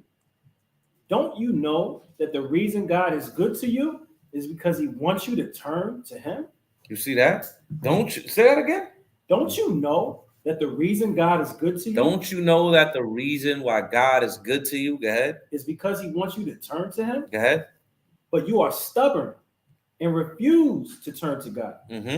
So you are making things even worse for yourselves on that day when he will show how angry he is and judge the world with fairness. On that day, what? So you are making things even worse for yourselves on that day when he will show how angry he is. When he's going to show how angry he is. Go ahead. And will judge the world with fairness. God will reward each of us for what we have done. See, God is going to reward each of us for what we have done. So if you come to class and you're doing your thing, but then, you know, you got a loved one that it's not in this truth, and you go and celebrate Christmas with her or him, you're going to pay. It's that simple. You're going to go and still get your kids ready it's for the kids. For Halloween, you dressing them up like King David, think it's gonna make a difference. Kid going to the trick or treat with a sling. What's up, Madasha?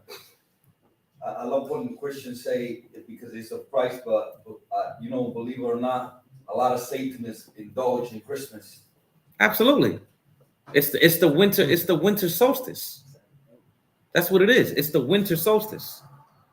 But then you have the spring equinox, which is Easter. It all has to do with the revolution of the sun. It's ancient sun worship that's been remixed, retagged. They put a little sprinkle on it, and they give each other high fives and say, "Look, we did it again."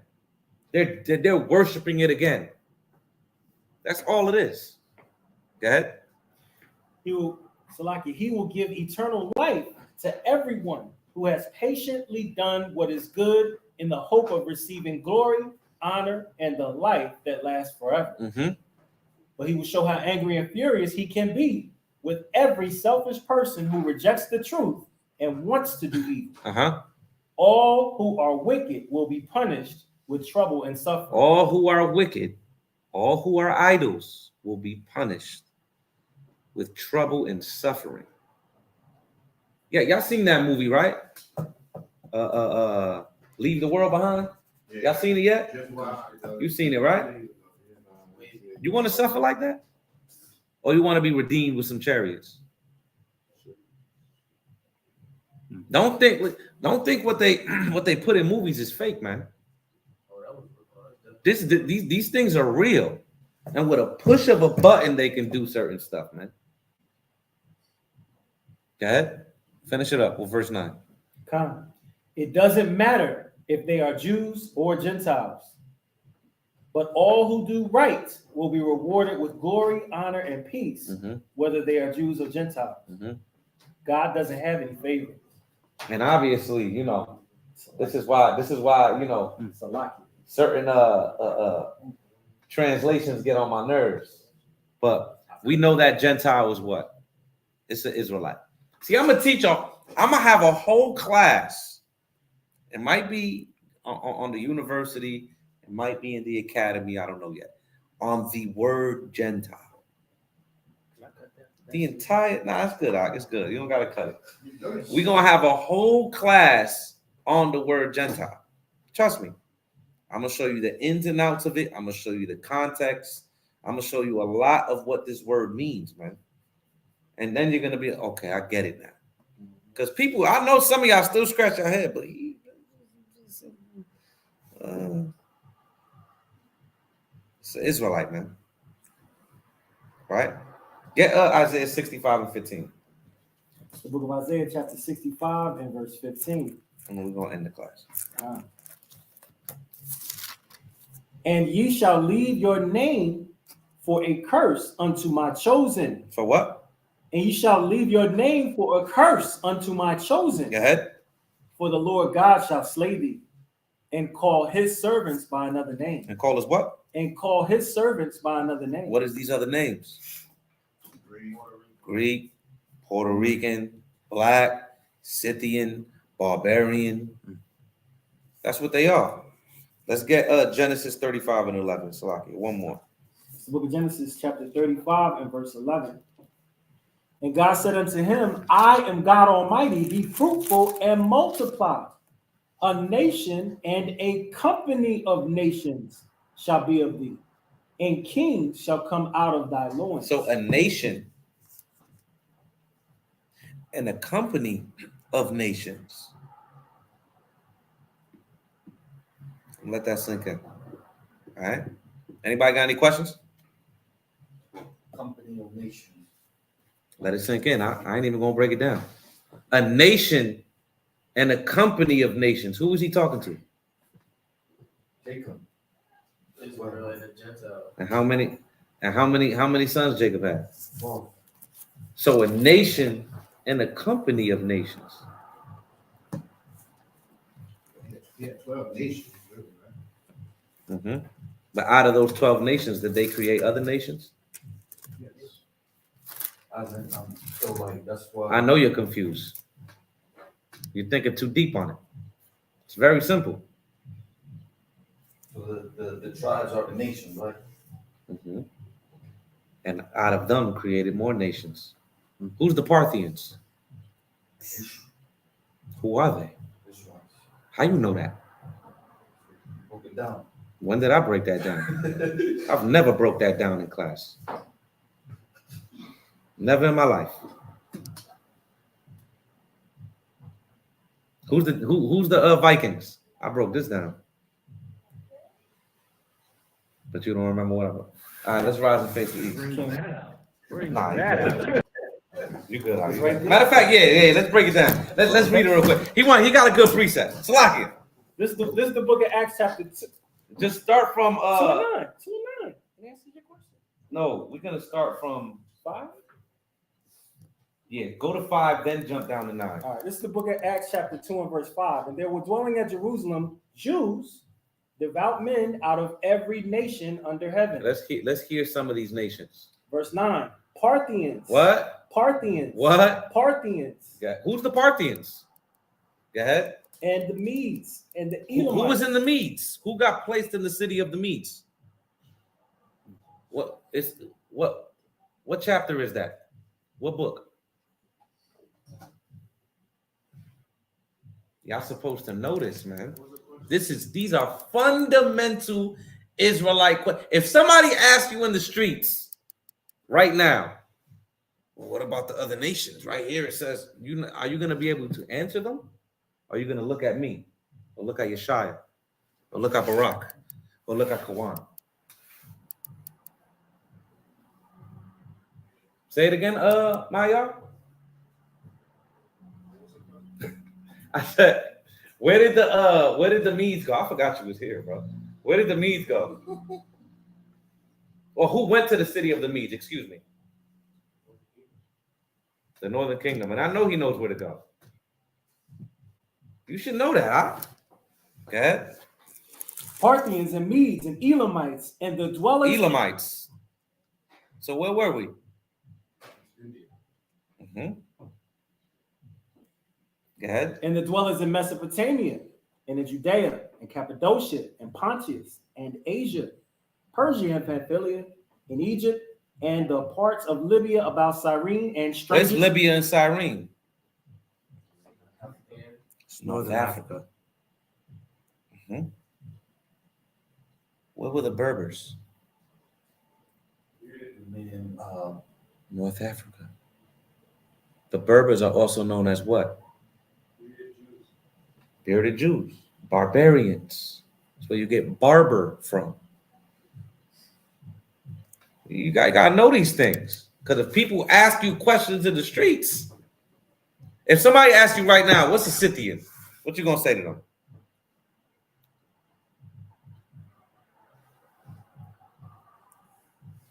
You gonna pass the mic? Yeah. What's a Scythian, Nathan? Huh? It's very go there. Go to Colossians 3:16. I'm gonna show you. This is the book of Colossians. Sometimes it's in what I always tell y'all. Keep what? Keep reading. That's the number one thing, is to keep reading, because the answer is always there for you. Get that in Colossians. And you get Isaiah 45:4. This is the book of Colossians, chapter 3 and verse 11, where there is neither Greek nor Jew, circumcision nor uncircumcision, barbarian, Scythian, bond nor free, but Christ is all and in all. So if a Christian brings you there, you're going to get cut.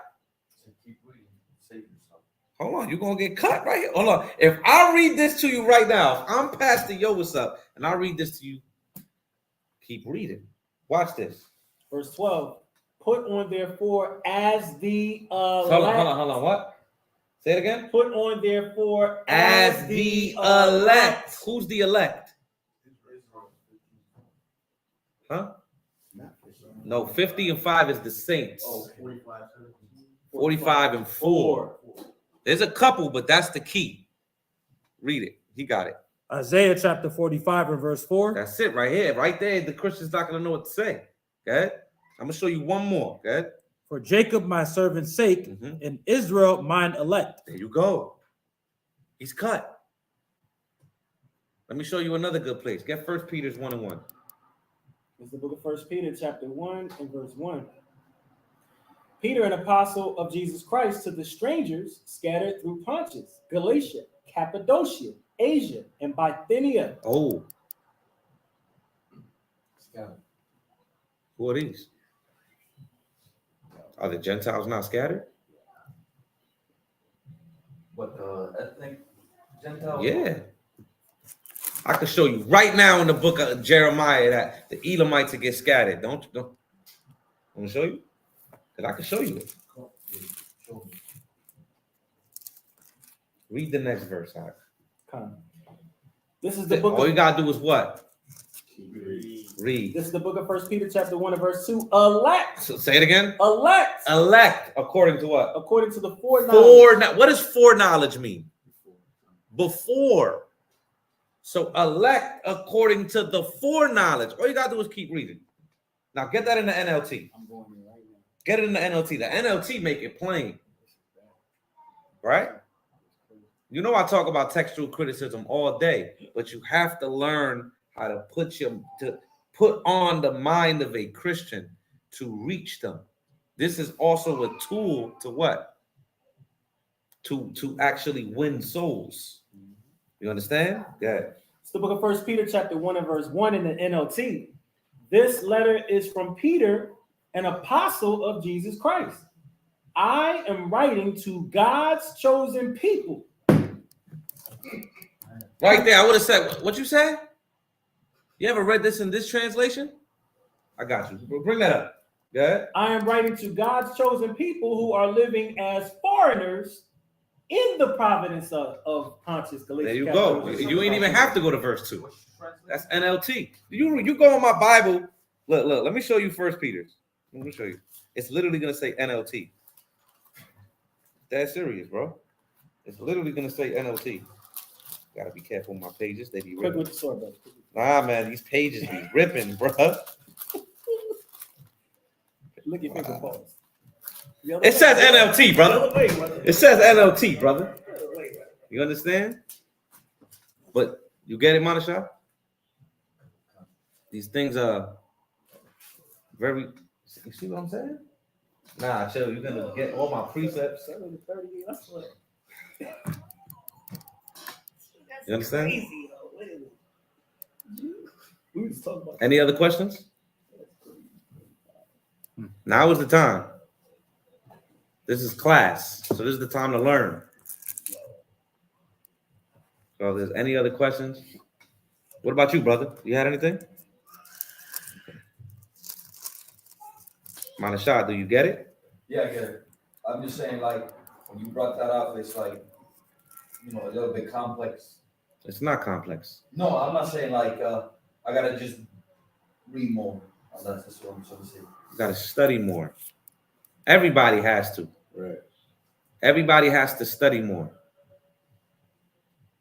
Right? You have to question yourself. Are you in the faith? Study to what? Show that. Approve to who? Me? Who am I? I'm dust and ashes to the Most High. You understand? You have every angle of education coming at you. You have this brother going into the Kings and going into every angle of education is coming at you. Of course, morality, right? Keeping the laws, doctrine, all the angles are coming at you. Health. Every angle is coming at you. Listen, you have to understand that you have to really take notes. You have to write these things down. For people who's not in class with notebooks, I'm gonna start kicking y'all out of class, man. Just come back next week, brother. I'm dead serious. Come back next week. Because this why you here. You can right? have the classography too. The classography got bad stuff. A lot of stuff. You can hit me up too. Hey, I was reading this, man. I got a question. Yeah, Salakia, you know. Okay. What's up? Now's the time. I'm just, what's the question? I don't know what's the question. Oh yeah. Look, I know what it is. Okay. Let me just search the scripture. Go ahead. What about online? Let me see. While we have the time. Any other questions online?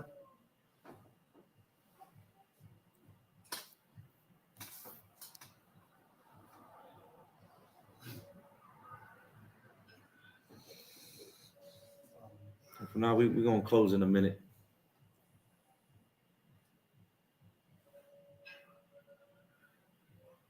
Anything, Manasha? What's up? This is an out of nowhere question. You're good. I heard putting your hands like this is Yeah, that's in the Apocrypha. That's in Sirach. You know where that's at? I think that's in Sirach.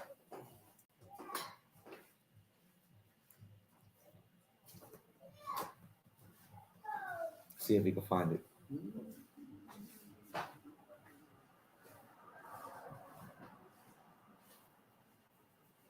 You got it, Manasha?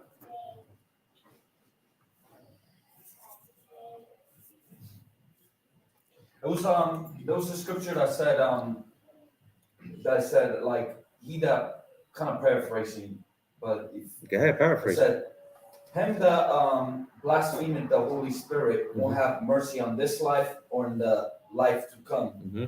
And we teach regeneration. Mm-hmm. So I'm trying to find out what is that. You know what scripture I'm talking about? Mm-hmm. So I'm just What are you trying to understand? How they're saying, if we teach generation and we teach that we, that we're gonna come back.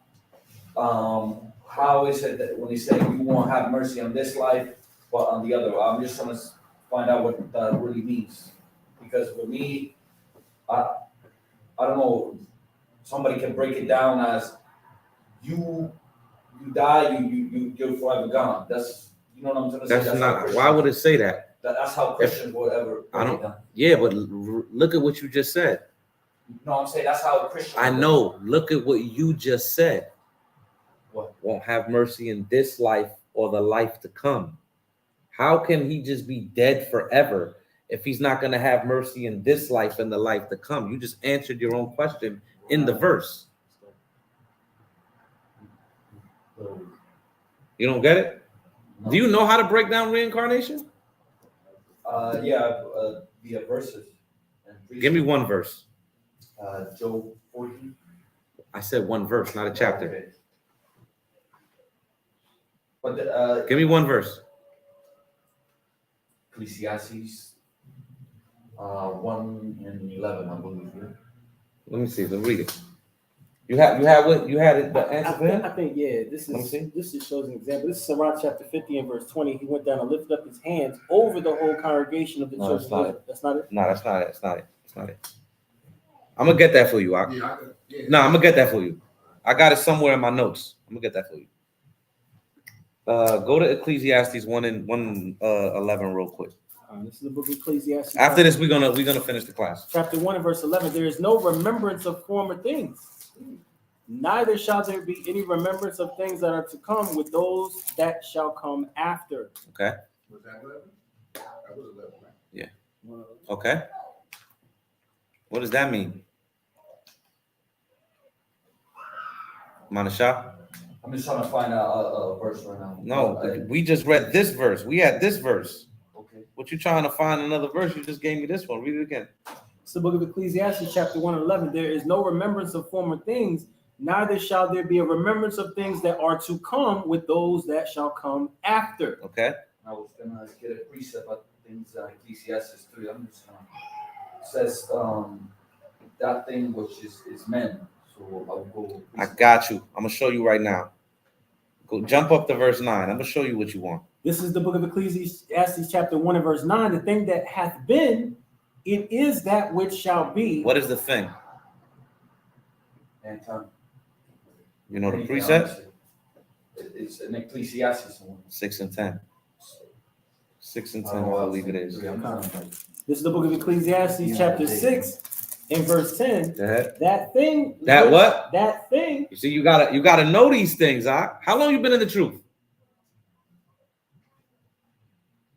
5 years. 5 years. Nathan, how long you been in the truth? 7. 7 years. Samak, how long you been in the truth? A year. A year and some change. How long you been in the truth? 4 years. How long you been in the truth? Your whole life. Salakia. I don't know why I asked you. Kabad? A year. 5 years out? Think about that. Read it. That which hath been is named already, and it is known that it is man. It is what? It is man. There you go. Boom. That was 6. 6 and 10. All right, let's face the East.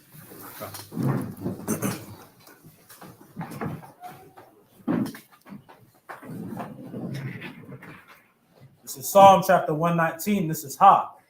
Teach me, O Lord, the way of thy statutes, and I shall keep it unto the end. Give me understanding, and I shall keep thy law. Yea, I shall observe it with my whole heart. Make me to go in the path of thy commandments, for therein do I delight. Incline my heart unto thy testimonies, and not to covetousness. Turn away mine eyes from beholding vanity, and quicken thou me in thy way. Establish thy word unto thy servant who is devoted to thy fear. Turn away my reproach, which I fear, for thy judgments are good. Behold, I have longed after thy precepts. Quicken me in thy righteousness. In the name of Yahweh, Bahashem YHWH, the water from Yad. Amen. Amen. Amen. Shabbat. Amen. Barak. Yahweh Hashem Yahshua Barakatam. Yahweh Hashem Yahshua Barakatam.